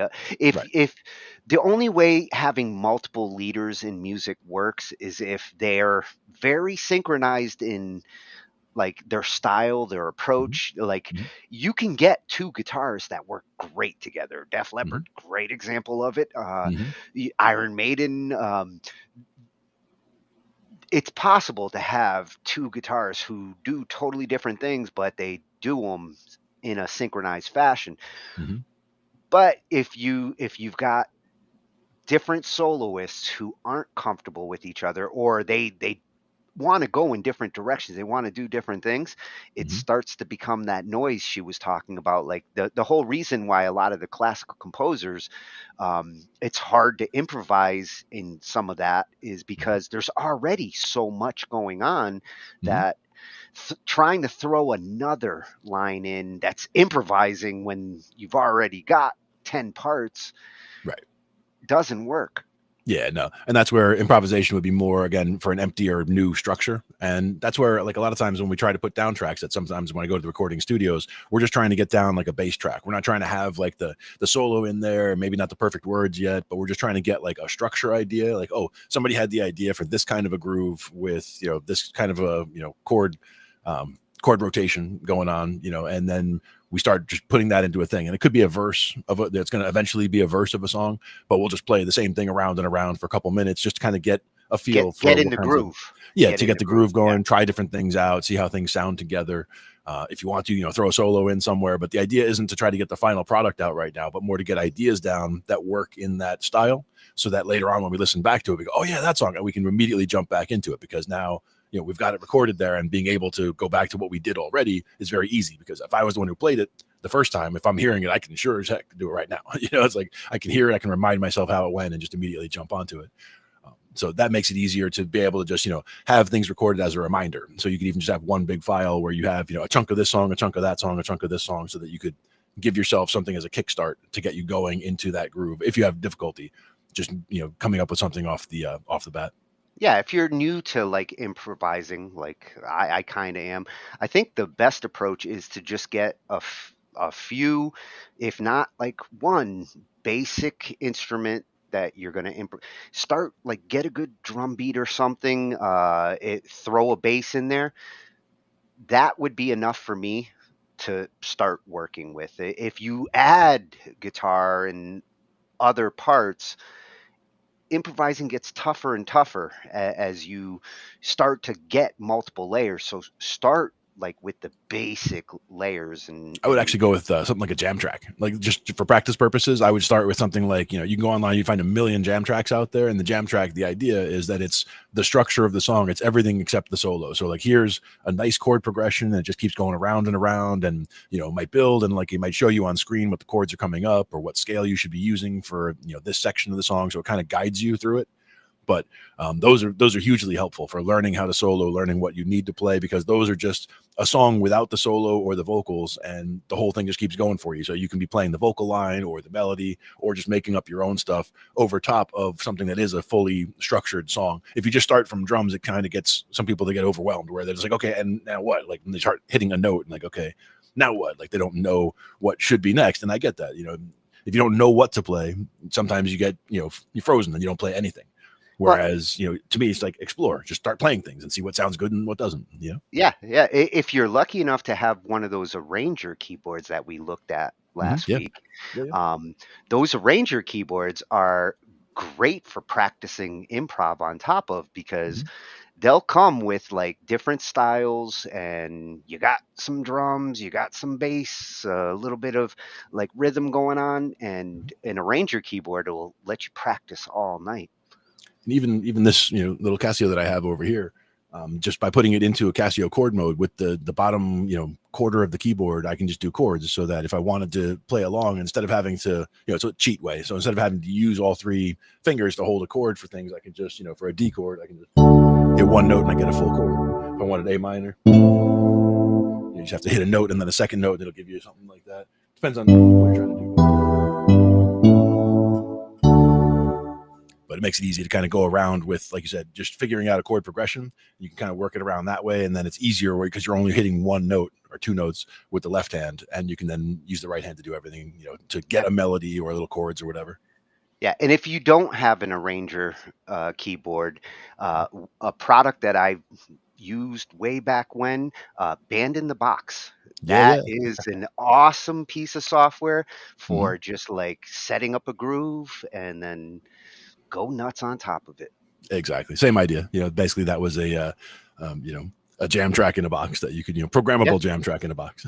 Yeah, it's still out there, probably as popular as it ever has been. I still see a ton of people that like swear by Band in the Box. It's been around for a long, long time. I was gonna say probably the mid 2000s. So at one point I was working in New York City, and one of the guys I worked with, he would say that, he would be playing with that, jamming in the basement with that, and he would, leave it running and come upstairs, and, his wife would hear the door, door opens and hear the music, and he'd look down and be like, "Oh, keep playing, guys. I'll be back in a minute." And then, go on, there's a whole band down there, just there's in a little box. That's all. Shit. I was using it back in the mid 90s. It's that old. Yeah, exactly. I mean, he'd been using it for a long time at that point, but he was a jazz guy. So like when we went to a guitar store the one time, grabs a guitar. He was a lefty also, so not a lot in the store for him, but went to the store anyway just to check it out.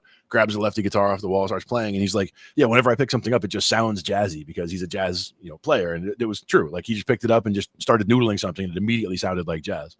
Whereas if I picked something up at that point, it was basically sounding like a very simple blues bass line, because at that point I was just getting, I don't think I'd even gotten my guitar or my bass yet. So those, I think I bought them in 2009, 2010.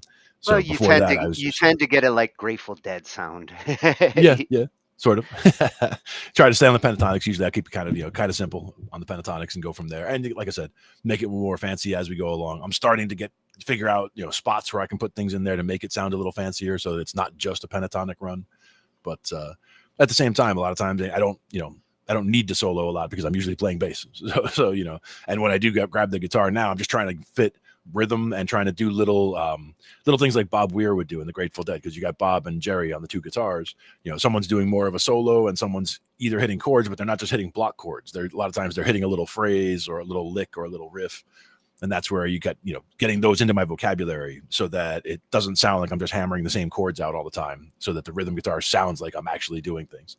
And you've actually like tried to duplicate different musicians. You've shown me some videos of the guitar guy that like shows how to play in the style of like Jerry Garcia or you know, simulating a musician's techniques and style, which is what we're going to be looking at next here is, you know, Nari, if she has a problem with improvising, she has definitely overcome it, because a lot of what she does here, to me, is improvising, in the sense that you're trying to play the same piece in different styles, in different musician styles. In this case, I think she would equate it more to composing than improvising, because improvising would be if we just told her on the spot to do any of these, and it would be a little difficult to try to hammer it, to shoehorn in all the different style qualities that you need to for each individual composer. Like, you want it to sound specifically like this guy, but not like the rest of the guys. You have to make sure it has this, but not too much of that. You know, so there's a lot of thought that had to go into making this. But so I think she would consider it more like composing, where she's actually, or composing or arranging, you know, trying to figure out the way to make it fit the person's style while still staying identifiably the song that we're looking at. See, I would consider it a form of improvising style, Coming up with it for sure. Technique. Coming up with all the each of the things together, yeah, that's an improvisation. But being able to, you know, do it on the spot as you know, right out of nowhere would be one thing. Being able to, you know, put it together and put some, you know, it took a lot of thought, is all I'm saying, to put it all together. I'm trying not to minimize that. Without a doubt, she could not have done some of these without getting intimate with the piece originally. Right. And then knowing because she's so good at understanding the composers and what makes them who they are, it makes it a little easier for her to incorporate their techniques and their style into the improving. Exactly. And we're going to look at Autumn Leaves in this one. Yeah, and done in 10 composers, and some of these are some big names, and others that are new to me. Nice. And let's see. I mean, I'm sure I'm going to enjoy all of them. Yeah, I've gotten much more familiar with Autumn Leaves since her first video, and this is a piece I want to get good at. And this hopefully inspires me to really get that good with this piece. One of the tabs I have is for Autumn Leaves on bass, where you're basically playing it as a solo piece on bass. So you're actually doing like the little bass line and little chords here and there. So I'm going to look at that later too. It's not really full chords. I think it's all just, you know, little 2-note chords, possibly, you know, some 3-note chords, but it basically gets the full flavor of the song across when you do it right. Because you know, it was probably Scott's Bass Lessons or wherever, or, you know, I got it from there. But it was one of those that I'll have to go back and revisit, because that was one that I could just, you know, while I'm tuning up at, you know, at a gig or something, just pull a little bit of that out and somebody be like, oh no. Yeah. And this is a piece that we've seen multiple channels suggest as like, this is one you should know. Yeah, exactly. So here we go. Autumn Leaves in the style of 10 classical composers. My name is Nari Sol, and not too long ago I put out a video of myself playing Autumn Leaves in the styles of 10 different classical composers. Since then, many of you let me know that I left out some of your favorite composers. And so today I am back, about to tackle these 10. This set feels very different to me for some reason. You all will let me know your thoughts in the comments. But anyhow, I did my best. I hope you enjoy it. And like last time, I'm going to first play the tune in a very simple form and then proceed from there.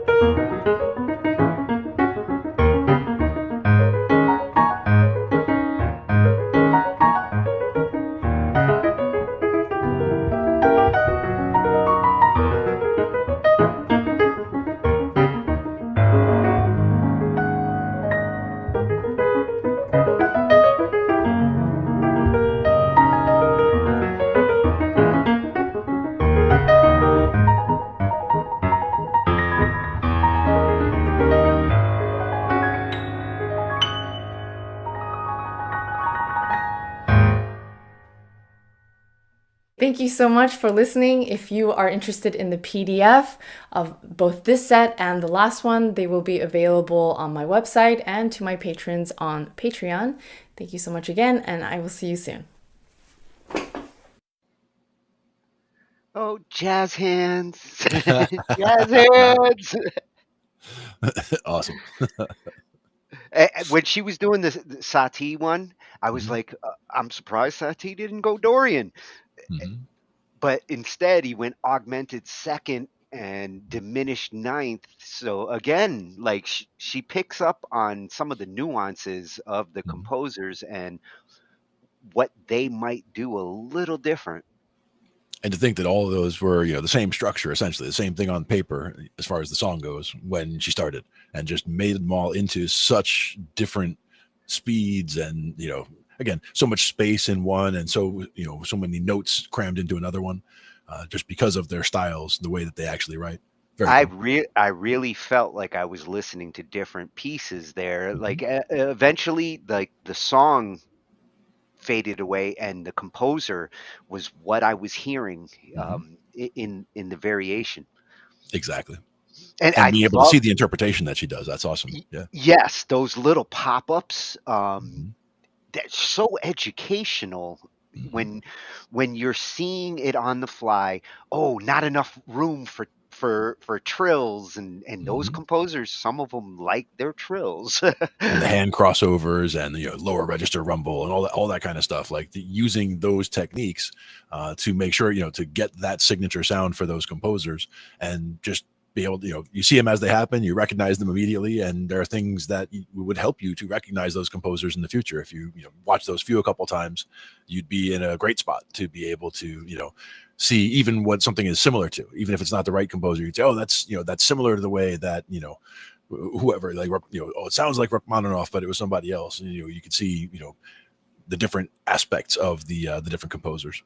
Yeah, she put a lot of time and thought and analysis into producing that. That's incredible learning tool for me. Like Absolutely. I feel inspired. I think I can be some of those composers in technique. Exactly.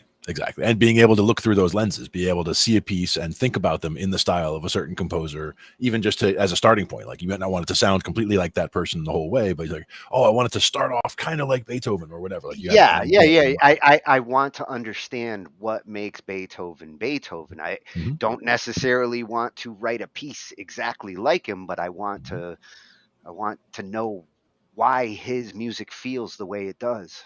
Exactly. And that's one of those places that it's great. There's one song, just as a side note, it's a blues thing, but it's a song by one of the blues guys that goes through all the keys, like all 12 keys in one song. So it's like a long song, but the idea is that as he plays through each key, he plays in the style of different guitar guys. So in one song, you get 12 different guitar styles as he goes through, and he just talks a little bit about who the person is, and then just goes into like their style of playing, so you can get an identifiable grasp on how a solo would sound from this person versus this person down the line for 12 different people. So very cool. I'll figure out, I'll find the name of the song in a little bit. I want to say it's like on the album Guitar Grooverama by Duke Robillard, I want to say.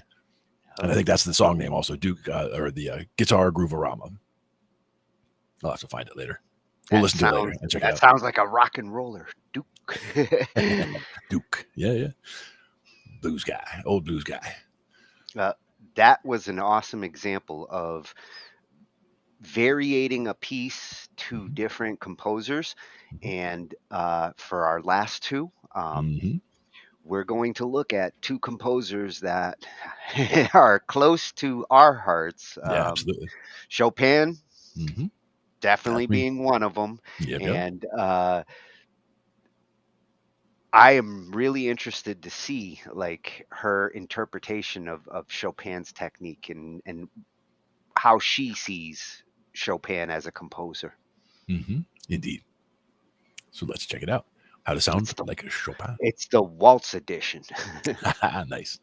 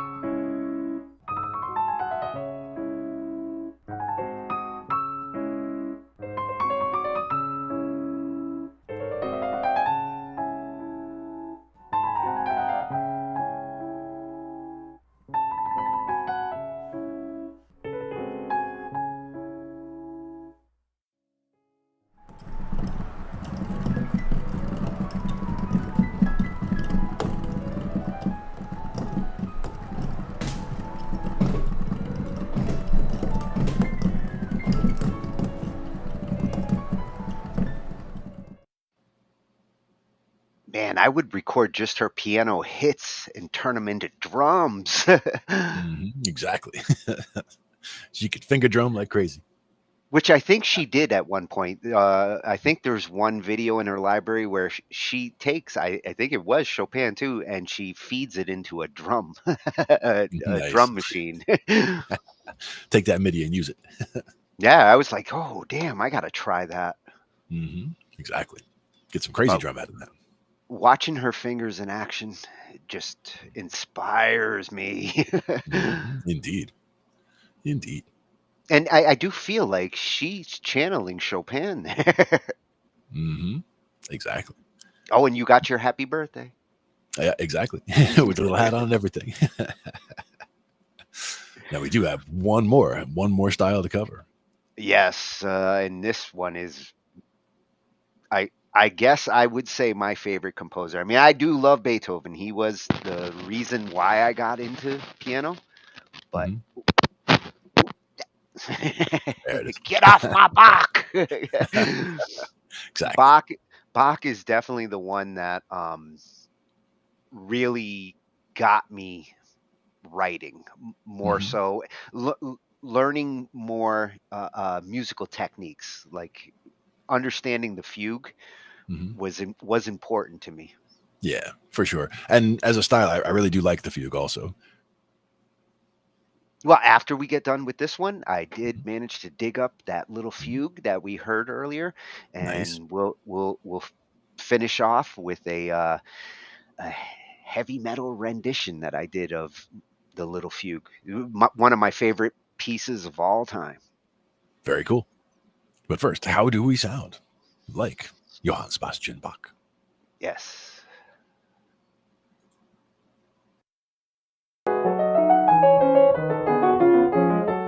Hello everyone, my name is Nari Sol. I'm a pianist composer, and today we're going to go over some ways to sound like J.S. Bach.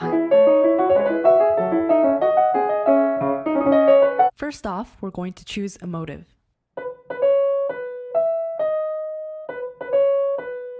Let's actually make that a little more straightforward.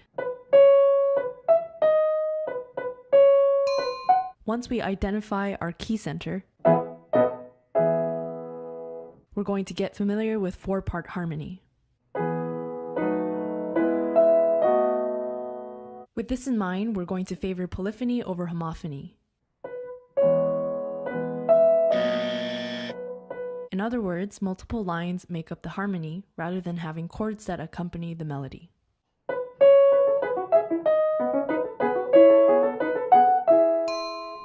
Next, avoid parallel fifths and octaves.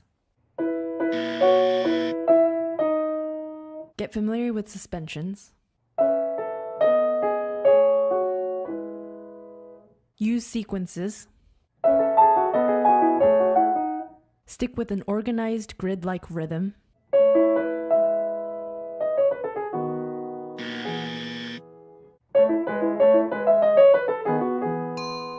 Use fragments of the motive.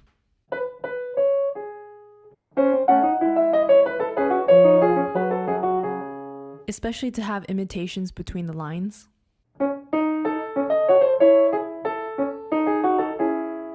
Embrace dissonance and chromaticism.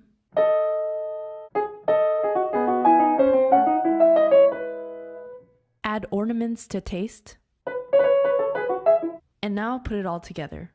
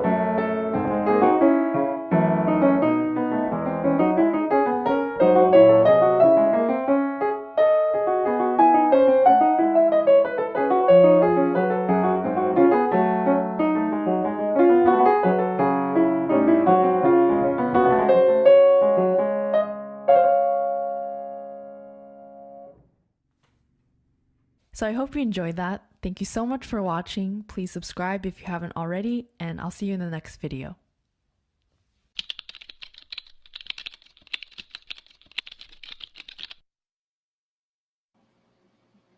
Oh, I'm shook too, Johan. Always a pleasure. Again, the little pop-up descriptions make it so much easier for me to understand what's going on there and what to focus on trying to play that kind of technique. Yeah. And it's not about, figuring out exactly what notes she's playing at exactly what moments. She's telling you the ideas behind why she chose those things, and you're hearing what they sound like. So you're getting the ideas in of, oh, that's because of this as you're hearing it. So you're kind of locking those together, and that works out nicely to, try to internalize all those different aspects of one composer. So I would just watch one of those on repeat for a little bit, get that kind of in your ear and in, the match between in your ear and in your head, and then, try it out. Take a simple, progression and try to make it sound like something like that. Yeah, and avoid parallel fifths and octaves, which I was like, damn, that's my jam. You're like out. rock. Strike one, strike two, strike three, you're out. I'm going to get that little buzzer noise. We'll get one just for you. Actually, those noises would work good when I'm practicing. Like if I did something wrong and I heard that noise, I'd probably program my brain a lot faster. French horn. Low F. So we got to give Nari a special thanks for our first classical night, not our last, but she really, this channel, if you love classical music or if you just love music, you will love this channel. Absolutely. And again, the technique always amazes me. Just, watching her hands go and hearing what you're hearing at the same time. It's like, wow. It looks like the hands just kind of float over. It's like, I remember when I used to play like that. It's like, no, I never used to play like that. Seeing her play inspires me to get better. Exactly. Like that is the level I would hope to reach someday. And again, it comes down to the vocabulary too. Like that's where I think, especially her explorations into other musical styles. Like one of her videos was, bebop digested by a classical musician. That kind of a thing, where she's diving into a style that might be unfamiliar to her, but just trying to dive into it and digest it the way that she did. The way she broke down the different composers, classical composers. See what makes the music that style, and then try to write an original piece in that style as part of what she's doing there. Hi, Tony. Oh, Big Tony. Yeah, there you go. It works. Yeah, I wanted to just switch this because I'm going to need to share audio for this one. And I found the little fugue that we were listening to earlier. And I'll get the share sound. So I'm going to have to mute when I bring this onto the stage. Otherwise, I will get an echo. You got it.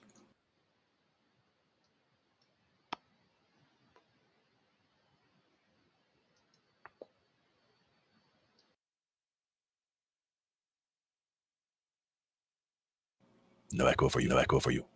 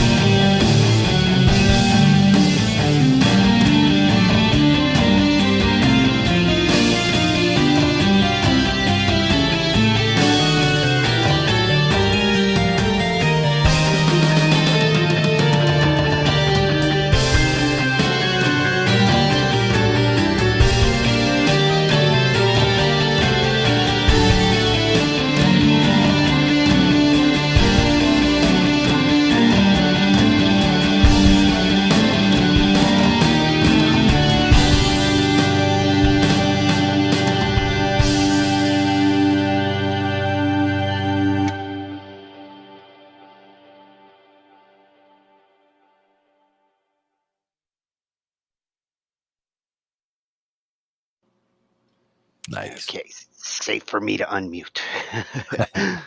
Very cool. Very cool. I like the interpretation. Well, I wanted it to. I want to hear classical music in metal. Like, Absolutely. that's always been the bridge that I'm trying to form. There is classical music and metal go, to me, hand in hand. Sure.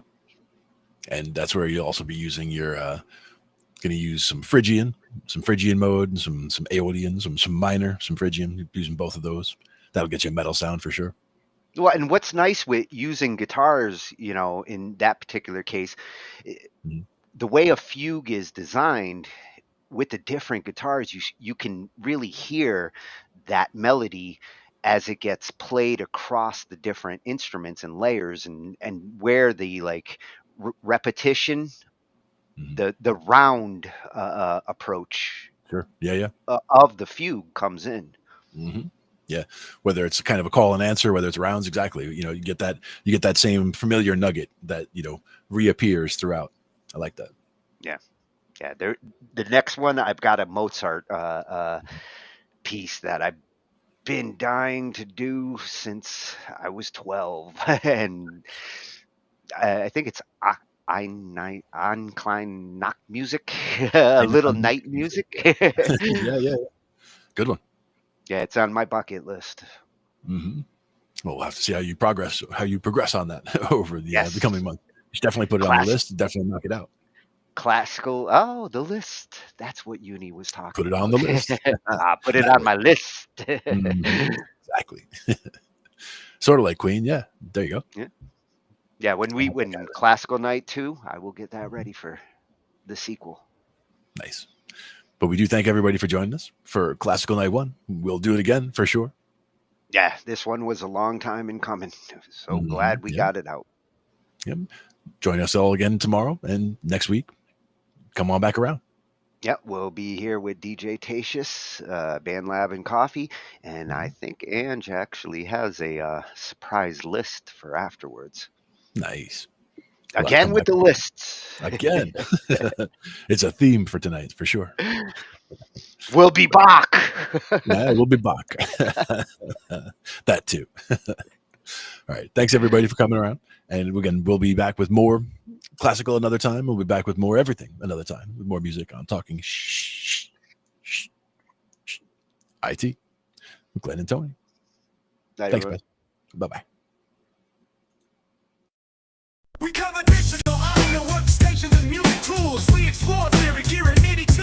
How to arrange, compose, and the art of arranging. Taking a look at AI and how the times have changed. On a PC or a Mac and even with a mobile device, we'll be talking about it all every Thursday night. From software to plugins and synths that entice. Dive deep into tech and let creativity take flight. Talkin IT. We're talking IT. Come and join in and have some fun. It's highly educational with a lot to learn. From bedroom producers to seasoned pros, we're breaking it down so knowledge grows. Whether you're a DJ or a beat making wizard, we got the tips and tricks to make your sound sizzle. Mixing and mastering, that's our jam. With the tutorials and tips on how much rev. Get the best quality from your setup and gear.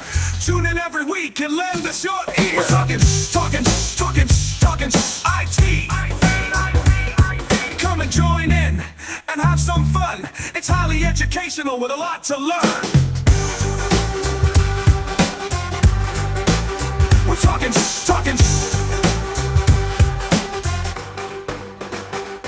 We're talking IT. We're talking IT. Every Thursday night on Angified.